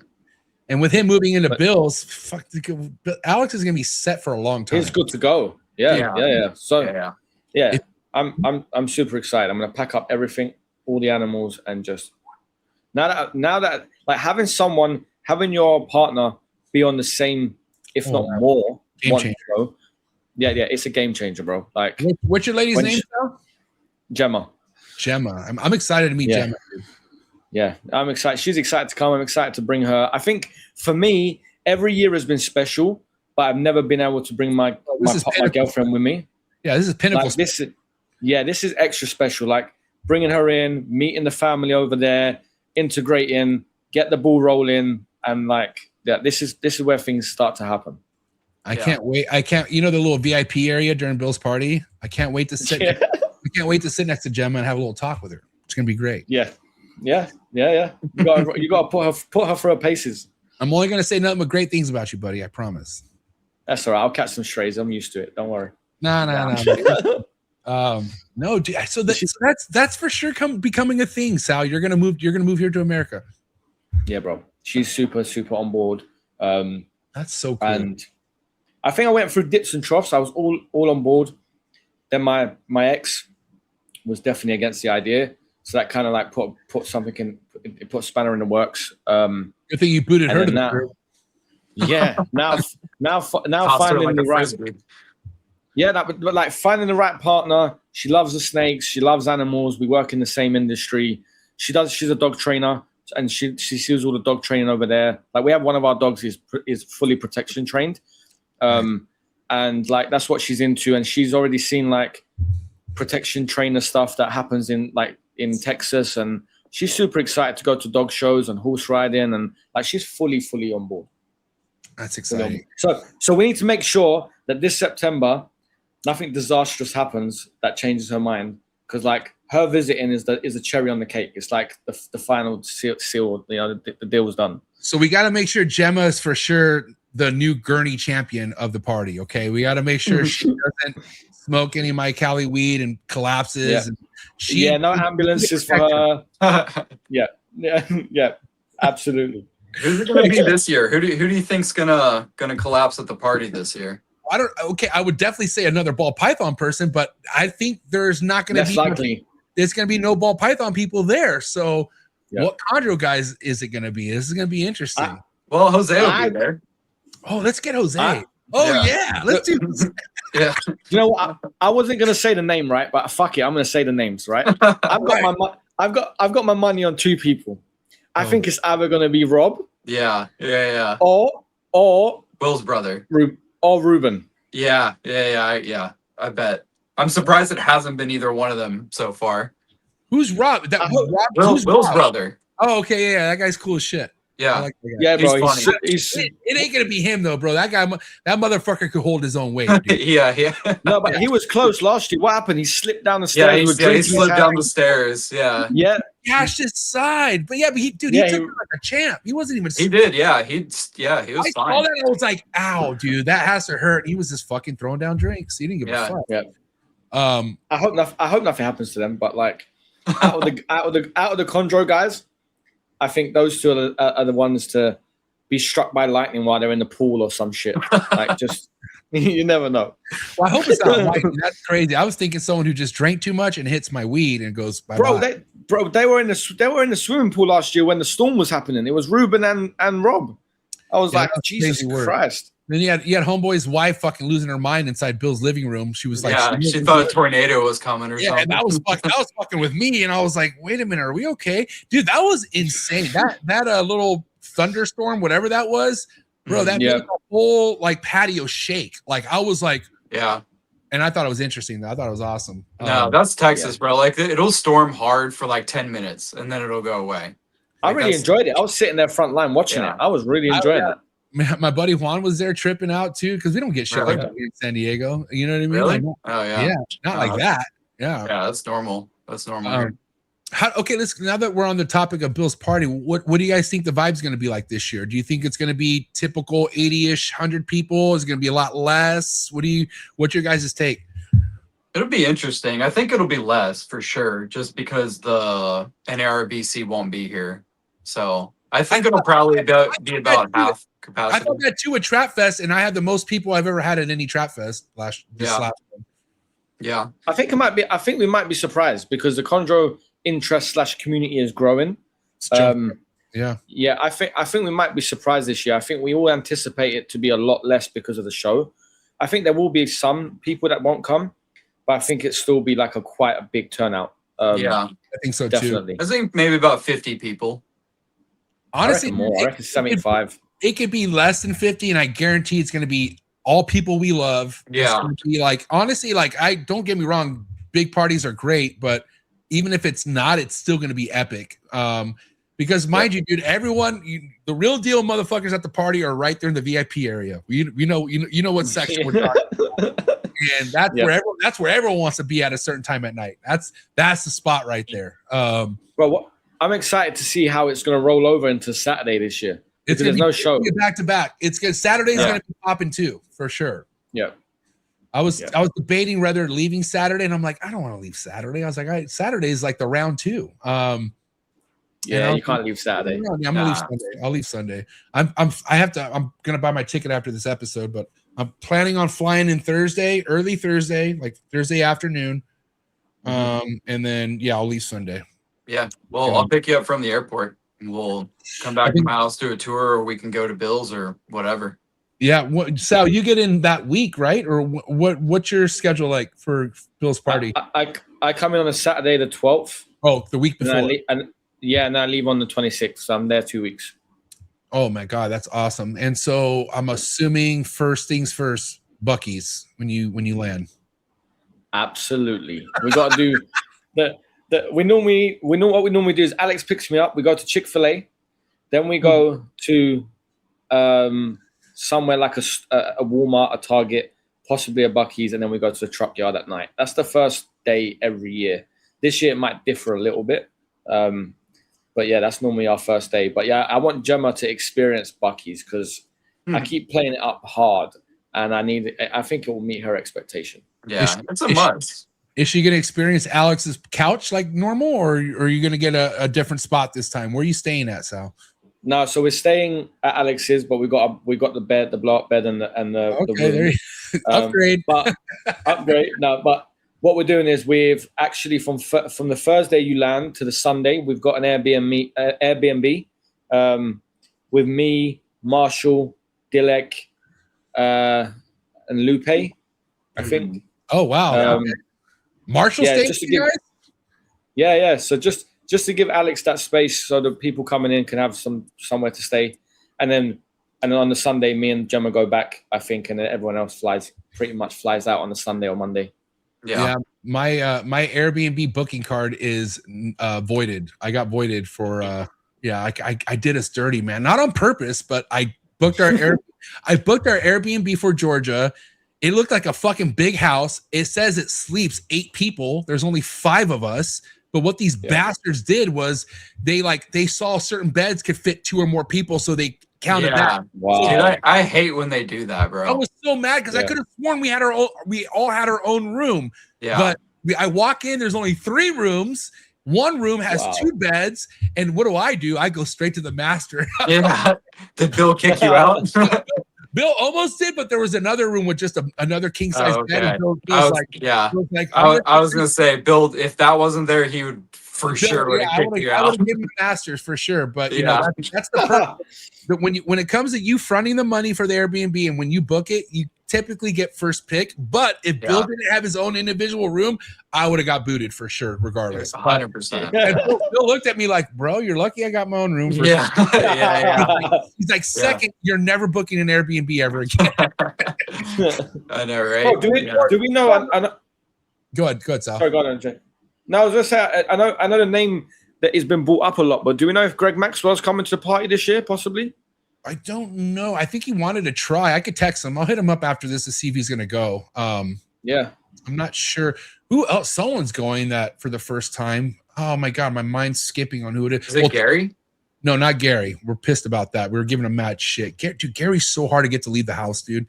He's a real homebody. And I don't blame him. I'm the same way, but I at least have an excuse, and that's MORPHMARKET. That's why I get my ass out. But Gary just loves being home. Tim, the homie Tim's going for the first is he? Sweet. Yeah. Hell yeah. Sick. That'd be cool. Going with his lady. There's somebody else. I'm fucking brain farting right now. Oh man, that's why I got to get that RSVP list over to Bill. But there's someone else that's going that hasn't gone before. Juan, is Juan coming again? I hope I'm trying to get. He's gonna try to pull it off. He's also he has 2 kids to wrangle at this point. But let me ask you this, Alex: is it possible for Juan to stay at your house again? Yeah, I was just about to say that if he needs a place, he can stay here again. Okay, cool. I remember last year he came like super last minute, like the week of the party. He was like, "Hey, like, can I crash at your spot? Like, I can come." He literally came for one day too. Like, literally. Yeah, it was sad, because I was like, I wanted him to be with us the whole rest of the day, but it's all good. We'll take the one night. Yeah, we'll take it. It was so cool to have him there. He's such a nice guy, man. I actually love him. He's such a nice guy. I do. I felt bad for everyone because after the party, we all came back here and we were all chilling in the living room, and Juan just passed out. And he was snoring, bro, so loud. On the couch. And I was like, all right, well, good luck with that, guys. And I went to bed, and everyone else in the living room had to like sleep with that. That's another thing too, man. Dude, my God, you should have heard Ryan Young snoring. And by the way, Marshall snores super hard, dude. Chainsaw. Like I'm talking. Okay, so I basically I had my own master, had the door closed, and I woke up to take a piss. I still had my earbuds on. I could hear the rumbling from the snore outside. Yeah. Wow. Ryan was in the living room, but I could even hear Marshall snoring. And they were boozing. So when there's booze involved, they snore like a motherfucker. Yeah. Bill does too, really bad. Yeah. I crashed. I think it was Daytona when I crashed in Marshall's room, and we were both hammered. And I couldn't sleep because how fucking loud Marshall was snoring, dude. Yeah. Like it was loud, bro. Like loud. I better stay away this year. I'm gonna get the room furthest away from Marshall. I highly recommend that. I really do. But please give Marshall his own room. God bless. Marshall had to share a room with Gary, and that's another thing too. Poor like Bill. Like I love all my boys, but Bill's number one when it comes to taking care of. If Bill's taken care of, I could work with the rest. And again, Marshall didn't complain. Gary didn't complain. Maybe it did a little bit, but I had Gary and Marshall in the same room. And then I had poor Ryan Young on the couch, dude. And we all paid the same amount of money. Of course, Ryan would get the couch. I'm like, bro, come on. You go to Indo and sleep on the ground in the fucking. Yeah, he probably doesn't give a shit. And trust me, Ryan was not complaining, but it was also kind of a little unfair. But that's why I lost I got my Airbnb booking revoked, my card revoked. So yeah, Whatever. Yeah, they can figure it out. Dude, but you need to come to Southeast Reptile Expo next time, Alex. And clearly, once you move here, you're coming to all the shows, buddy. Oh, yeah, absolutely. Absolutely. Yeah. When I'm over there, there's no stopping me, mate. Jesus. Wait, is Delik's new husband coming to the Airbnb too, or what's the deal? Yeah. Yeah. Wait, that's not a secret, is it? A little bit, yeah. Well, there it is. Cat's out the bag. Right. Delik's an American. Oh, I love it. Yeah, guys, I'm looking forward to seeing you guys here in the next few weeks. When is it? It's coming. It's about less. It's like a month away. Month tomorrow. Yeah. I wonder what the weather is going to be like. Probably hot as fuck. That or it's chilling out. I mean, it's going to go two either ways. It's going to be hot as fuck. It normally chills. Yeah, for the most part. It's been like 100 degrees every day for like a month straight. So when it's that hot that often, it usually stays like that for a while until fall. Well, if there's a God, I hope it cools down. Jesus. Yeah, I want to say typically Bill's party is like the last week of September, isn't it? So it's September 18th this year, so it's like middle. Yeah. So I guess we'll see. It used to be later. It used to be like 24th, 25th. I remember it being when I first started coming towards the end, but now it's definitely getting earlier.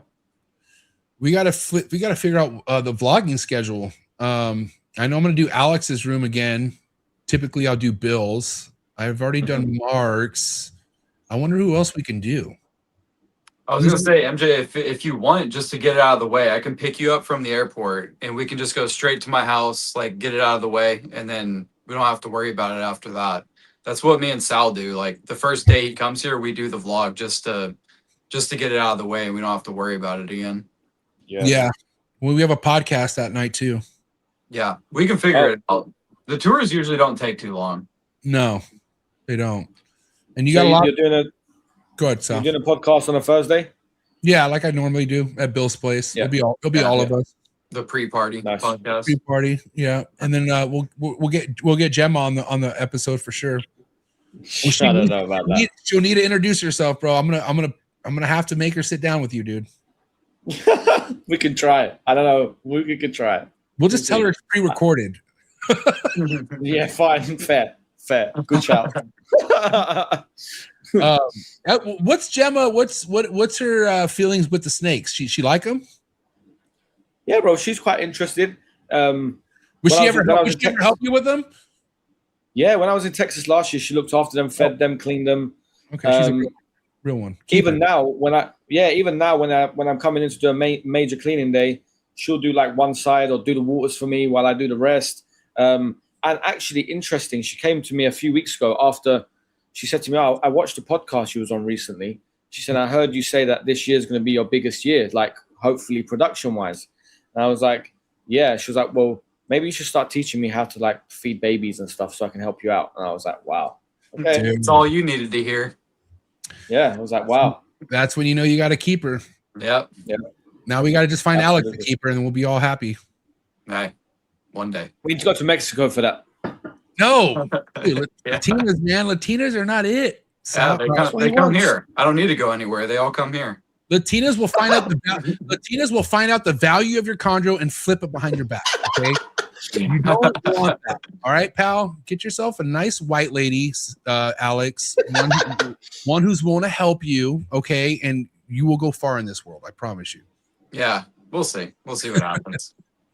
Yeah, but there's nothing better when you have a partner who's willing to help you out. That's for sure. Absolutely. Because I remember last year, like, Lily could see the not worry, but I was like, God damn it, man, there's gonna be a lot of babies to establish. And she was like, well, dude, let me help you. And so I was like, oh, that's so cute of you, but no. Yeah. But when I left, dude, nobody does my room better than Lily when I'm gone. Like, she's the one person where nothing's skipped, everything's done the way they need to be done. Because I feel like, when you have a partner that's on that level, like, they're gonna treat it like it's theirs, Absolutely. I think they understand how important it is to you as well. Like a random person that you can teach, do it like this, do this, do this. They'll do what you say, but I think they don't have that pressure as much because your partner knows how important that room and those snakes are to you. Yeah, I mean, especially when you're going to have the biggest year to date. Hopefully. Obviously, that connects with her and she wants it to be a good year, So Absolutely. yeah, man, it's exciting. So on that topic, Sal, you haven't full blown paired everything yet, right? Or what's going on? No, I've just started staggering the pairings, but you're good. One of the males, the American stuff is starting to go. Let's put it that way. They're at breeding age. They're being paired, and the stuff have been growing on for a while. Have been doing really well. I've just also bagged a 3-year-old blue line calico male that's coming over to me, so that will be thrown into the mix as well. But stuff's being paired already. Everything so far being paired is designer to designer, like some real nice stuff. Everything? The female, yeah, so far, yeah. There's no outcross stuff this year so far. There may be one outcross clutch towards the end of the year, but so far everything's designer female to designer male, and like higher end designer stuff. So, fingers crossed. Damn, I'm a few years away from everything being designer. I think next year will be my first. Well, I had an opportunity this year, but she didn't go for me. But I think next year I'll have 1, 2, 3, 4 designer pairings. I'm excited for. Yeah, and it's it's been a long time coming. Nothing wrong with outcross stuff, but you guys know the feeling when you like, for instance, Alex and his fucking Gasanova pairing. I want that feeling. Exactly. Like I want Lex Luthor or Patrick to fucking knock up a designer girl, and then we're popping the champagne bottle for sure. It makes a big difference. I've started to notice a lot. Like whenever you have 2 heavily designer animals on both sides, it makes a big difference rather than just breeding a super high end male to a locality. Yeah, and again, I feel like BX are the best outcross you can do when it comes to design. As far as getting freaky ass shit where it's like none of it looks mid, it's like, oh my god. Or you even get some stuff that's like, oh, that's cool, but what the fuck is this black one doing here? You know what I mean? Yeah. That's why I love BX the most. When it comes to locality outcross, or when it comes to designer outcross stuff, nothing's gonna give you more wild card babies than a fucking BX for sure. Especially a high yellow one or a nice looking one. And I don't know, that's been my experience with it. But god damn it, I can't wait to get where Sal and you are at, man.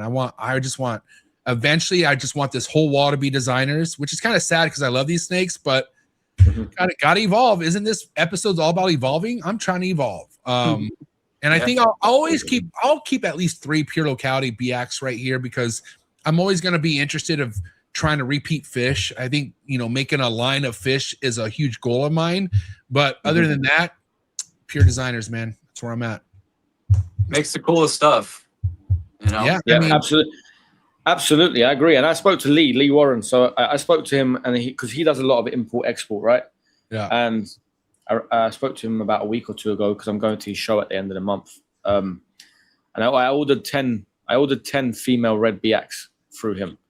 And I spoke to him to get them imported for me. And he was like, "What are you doing?" He was like, "Why do you want those?" He was like, "You're the designer guy for the UK. Why are you doing that stuff?" And I was like, "I want to be able to like prep for future to be able to outcross stuff, cross stuff back in, because these stuff are going to be babies. I'm talking 4 or 5 years down the line. I don't think you can go wrong with a red BX. Like, I want to keep stuff designer to designer as much as I can, and there's a lot of animals for those. But I think there's some projects that I would like to eventually outcross and then cross back in." Yeah. I bred top cheddar to a Biak and a Sarong last year, and I got clutches from both of them. And there is an obvious difference in the Biak clutch compared to the Sarong clutch. Like the Biak clutch there's some really nice ones in there. You both will see them whenever you come here, but they're kind of just now starting to change. But you can definitely see some potential in them. How much of the Gasanova stuff did you hold back? Not a lot, right? I held 3. I got 3 back. How are those looking compared to the top cheddar stuff? They still haven't really changed much. They're like kind of just now starting to change, but they haven't really changed much. The top cheddar Biak clutch has started changing pretty good now. You can definitely tell a difference between them now. Yeah, what's baby guts looking like? he's starting to lighten up, or he or she are starting to lighten up. Still a lot of heavy patterning going on the sides. I love that snake, dude. That's never a dull moment when I pull that tub open. But yeah, it's doing its thing. I think it's on pretty good size ASFs now. I have 2 sheds, and I'm just like, I don't know what it is about me not wanting to shed test. I almost don't want to know yet, even though it would be cool. But it's like, what difference is it going to make? Like, I'm never going to sell baby cats. Like that shit's with me for life. Yeah. And and that's why also, like, I still have all these that I refuse to turn in. Because none of these are for sale. So, and at least not yet. So I'm like, well, I don't know. What's the rush? You know what I mean? Yeah. And then I'm worried that if I do get something that I don't want sex wise, it's going to pressure me to sell it. And, I don't want to premature anything. But I'll tell you what, guys, now that I have 27 new ones, I'm like, God damn, in 1 year, I'm going to have to figure out what I'm going to do with 27 holdbacks from last year. Because where the fuck are they going to go? Bro, that Patrick clutch, both clutches are beautiful, but the variation in that Patrick clutch, dude, like, all across the board. First of all, congratulations, bro. Like, you smashed it again. Yeah. But the variation, it was kind of dicey. I'm not gonna lie. Alex knows the story, which next episode, I think we're gonna talk about why cutting could be good and when it could be bad. Because I think it has its pros and it has its cons, and I fucking found out the pros and cons pretty fucking hardcore leaving for Georgia. I don't want to get into details and I don't want to show any pics, but I will save it for the next episode. But yeah, I can't believe I pulled off 100% hatch rate on that clutch. I could have sworn my streak was over when I came home. But that's why we'll get into it. But yeah, I don't want to get ahead of myself, but the Patrick clutch might be the clutch of the year. I don't know. Yeah, it's an incredible clutch. There's some freaks. There's some freaks. You have some real nice ones. Yeah, bro. I guess you're gonna sit on those for a while. Oh, I know you got. I've already heard of people asking you for some, but I got 5 homies that really, really want one, and I'm like, sure, dude, I'll let you know in 8 months. 2 years. Well, I mean, here's the thing. There's some like out of all the babies out of that clutch. Well, first and foremost, the yellows, I'm either keeping or I'm giving away. But I honestly, dude, I'm not gonna. The yellows look. Bro, don't sleep on the yellows in that clutch. Don't sleep on the yellows, bro. No, I'm probably gonna keep the yellows. I'm not gonna lie. I'm not mad at it. And it's only 3. It was only 3 out of 16. Now, if I had fucking 10 yellows, okay, you get a yellow, you get a yellow, you get a yellow, but there's only 3, so I think I'm good there. But god damn it, man, there's some really, really nice dark ones, and even the cherry fire engine red ones that are reduced pattern. That's how Patrick was. Patrick was a reduced cherry red production from Pat, and he turned into the way he turned into. So yeah, we'll see, dude. Like, I honestly can't wrap my head around what's going to be leaving yet. And it's cool because I'm not in a rush. Like, I'm not, going to just sit on it for a while. I will say they are a lot smaller than the Lex Luthor clutch, which all 8, by the way. I am happy to report that the Lex Luthor clutch are all on their 2nd or 3rd meal. Nice. And they all fucking ate like little savages. It was so cool. I only had 2 that I had to give a crested gecko to, only because, like, that's what they wanted. So fuck it. It wasn't. And how's Nemo? Oh, Nemo's great. You want to see him? Hold on. Yeah. And I don't think the Patrick clutch is shed yet. That was like a week ago or so that they hatched out. Yeah, Patrick clutch is not. They're all in shed right now. Okay. Oh, there we go. Oh, nice. Hey, hold on. Come on. How do you do it? Oh, come on, dude. I think you got to put it right there. You go. Oh, almost. Right there we go. There we go. Yeah. Dude, I need to learn how to do this. But anyways. We had a glimpse. We got a glimpse. There you go. There you go. Oh, he's sick. Yeah. Looks really nice. Yeah, it's this thing. How's he doing? Is he eating? Oh, fuck yeah. This thing eats no problem. Dude, it just had its first shed. Finally, it just had its first shed from being born. Not born. Well, yeah, it was born June 10th. And here we are, August 10th. It just shed 2 days ago. ate right away. It has like probably about 7 meals in them now. Nice. You know, the only thing I'm like waiting for is a prolapse, of course. I feel like that's the only challenge I need to get over is the, you know, is but this thing, dude, it's shitting like a great fucking snake. It's doing great, man. Wow. Little Nemo went the distance. And dude, this thing was a runt too. Like this thing did not have an easy arrival. It was entangled inside the egg, you know, and then of course it didn't eat and the net didn't shed. And so, yeah, man, happy. So this is Mimi's last baby right here. The final baby from Mimi right here after her retirement. So, it's just from Mimi as well, right? So, yeah, fish is from Mimi as well. Yep. Yeah, that's so weird that you got one Neo from each clutch, and they both, or at least so far, are doing okay. You know, that's so like that's so rare to have just like one Neo and it actually do good. And again, that's Mimi right there. That's Mimi right there. That's crazy. The one that started it all. She's got like a unique pattern to her. Yeah, I looked at her and I was like, oh, look, she was a pretty cool looking BIAC for a yellow neonate. Yeah. So, but anyways. That snake survived some conditions. He's there forever. Dude, for reals, right? And what's crazy is leading up to the last 2 clutches that weren't that great, she gave me nothing but great clutches. Like she gave me like 15 egg, fully fucking developed, not fully developed, but you know, really nice looking eggs. I just didn't do good by them. But how many clutches has she had? 6. 6. Wow. Holy crap. That's the most I've ever heard. Yeah, 6 clutches. Jeez. Yeah. Wow. Nemo back. All right. Little Nemo. Yeah, the average is what, like 3? You usually only 3, get like 4 3 clutches. push. Yeah. 6. That's good. Jesus. Yeah, that's a lot. That's a lot of clutches from the female. Not to mention her last clutch, she went egg bound, and I had to fucking squeeze out 9 eggs, and she's still alive. Yeah. Oh, I'll give you a little update on Mountain Drew. What's going on? Well, she got egg bound her last clutch, and she just went in her cage the other day, and there was an egg, like a slug in there. So and you can still see some lumps in her, but they're like moving down now. Like they're closer.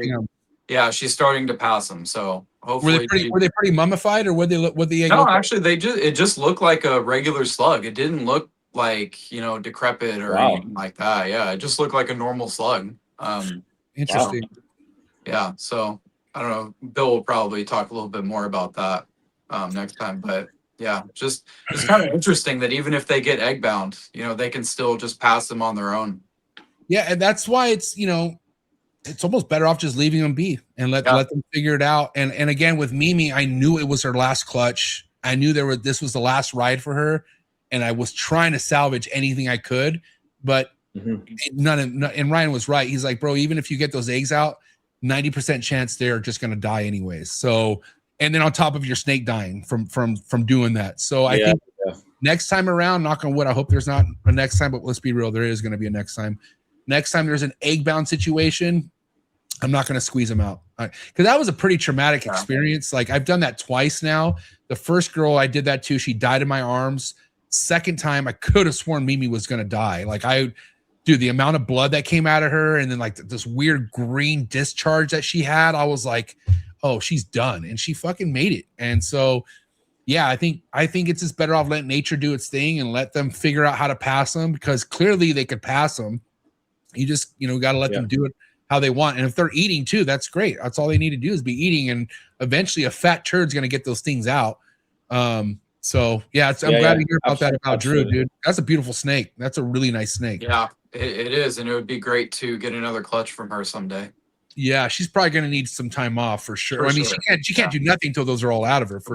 Yeah, and even whenever she gets them out, I would still say another year. Yeah, another year past that at least. So so we'll see. Time will tell. All right, let's land the ship, boys. Let's go around the horn. One piece of advice you give to a brand new keeper, enclosure wise. You go first, Al. I would say go captive bred. Get the right information and just follow the instructions and try and replicate what the breeder is doing. Get that animal into a like for like tub enclosure situation as the breeder, settle it in, make sure it's bulletproof at home, and then move it into what you want later. Yeah. I would say if it's your first chondro, on top of replicating what the breeder has it in, just go super basic at first. Just get a tub, get a perch, get a water dish, and a puppy pad. And then you can later on figure out what you want to do from there. Because you want to give that chondro the best chance possible. And you can always make adjustments later on. But you don't want to just throw it into a bioactive and have a whole bunch of issues. But you can change a bare tub. You can add stuff in there. So I would say just start from the bottom and kind of work your way up. Yeah, I'll definitely piggyback on what you just said, Alex. Some of the qualities of starting basic is you could see more what's happening with the animal first and foremost. So everything Alex and Sal just said, the only thing I would really make people understand is the importance of humidity. And consider that before buying the animal, like, okay, where are you going to put this animal? Oh, it's in your living room. Well, what's your plan of having a chondro in your living room where the AC's on or the temperatures in the low to high 60s, low 70s to high 60s, or however you keep your room, because that's going to be the determinant factor of how you're going to keep that enclosure. Now, if you are able to keep it in a separate room from everything else, dude, have a good humidity ambient in that room, because it's just going to be one less thing you need to worry about. And if you take care of that in the beginning, you're going to be good in the long run. You're going to avoid a lot of fucking headaches when it comes to just keeping them with high humidity. And that's it, man. Do your homework, do your research. Don't listen to one podcast and think, okay, that's what I'll do. Go through multiple sources and figure out what a lot of people are doing, and just find out what's best for you. But go basic for sure. Start basic. Worry about the humidity.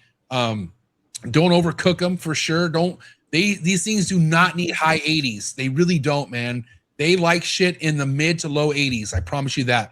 Babies, okay, yeah, mid 80s is preferable. I like to keep my babies at 84 to 85. 86 doesn't hurt them at all. You know what? They like it a little bit warmer than the adults. But when you have an adult, man, you do not need to keep that thing in the high 80s. I can tell you that right now. Now, of course, once they ovulate and shit like that, yeah, you might want to bump up their heat, but you don't need to worry about that step. Worry about keeping. Being a keeper comes before the breeding, man. So just take your time, go basic, and have fun with it. Yep, absolutely. I'd agree with that.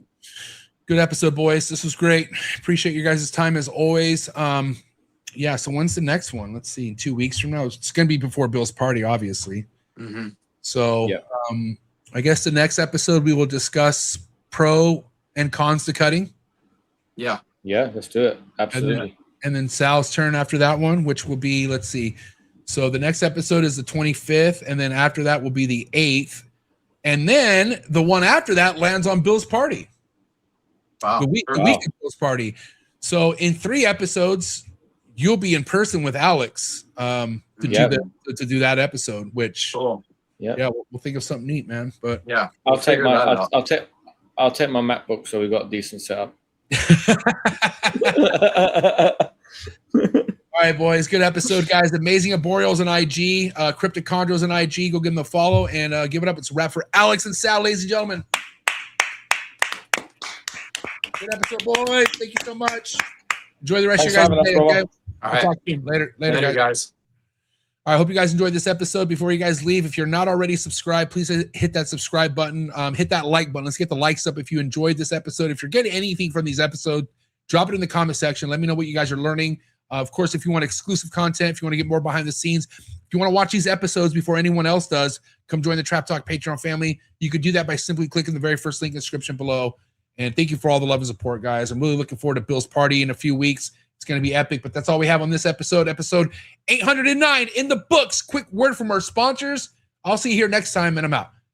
Sorry for the interruption, folks, but a quick word from our sponsors. Shout out to tonight's sponsor brought to you by ZooMed. ZooMed is proud to be supporting the Trap Talk Reptile Network. At ZooMed, reptiles are our passion. For over 48 years, we've been creating premium foods, supplies, and habitats for reptiles and other exotic animals. We're a company made up of hobbyists that test our products on the hundreds of animals that we care for here every single day. Whether you're an established breeder or a first-time hobbyist picking up your first ball python, ZooMed has you covered with everything you need to keep your animals happy and healthy. I'm excited to talk about this new product with ZoomEd called the Slither Sense. It is a remote temperature and humidifying monitoring system, which we all know how important temperature and humidity is to your reptile. And for you to have remote access to your temperature and your humidity in your reptile room could really, really be a game changer for the longevity of you keeping reptiles. So guys, make sure you check out that product. Find the link in the description below. Click on it right now. Give me your feedback in the comments below. Let me know how you're liking a brand new ZoomEd product.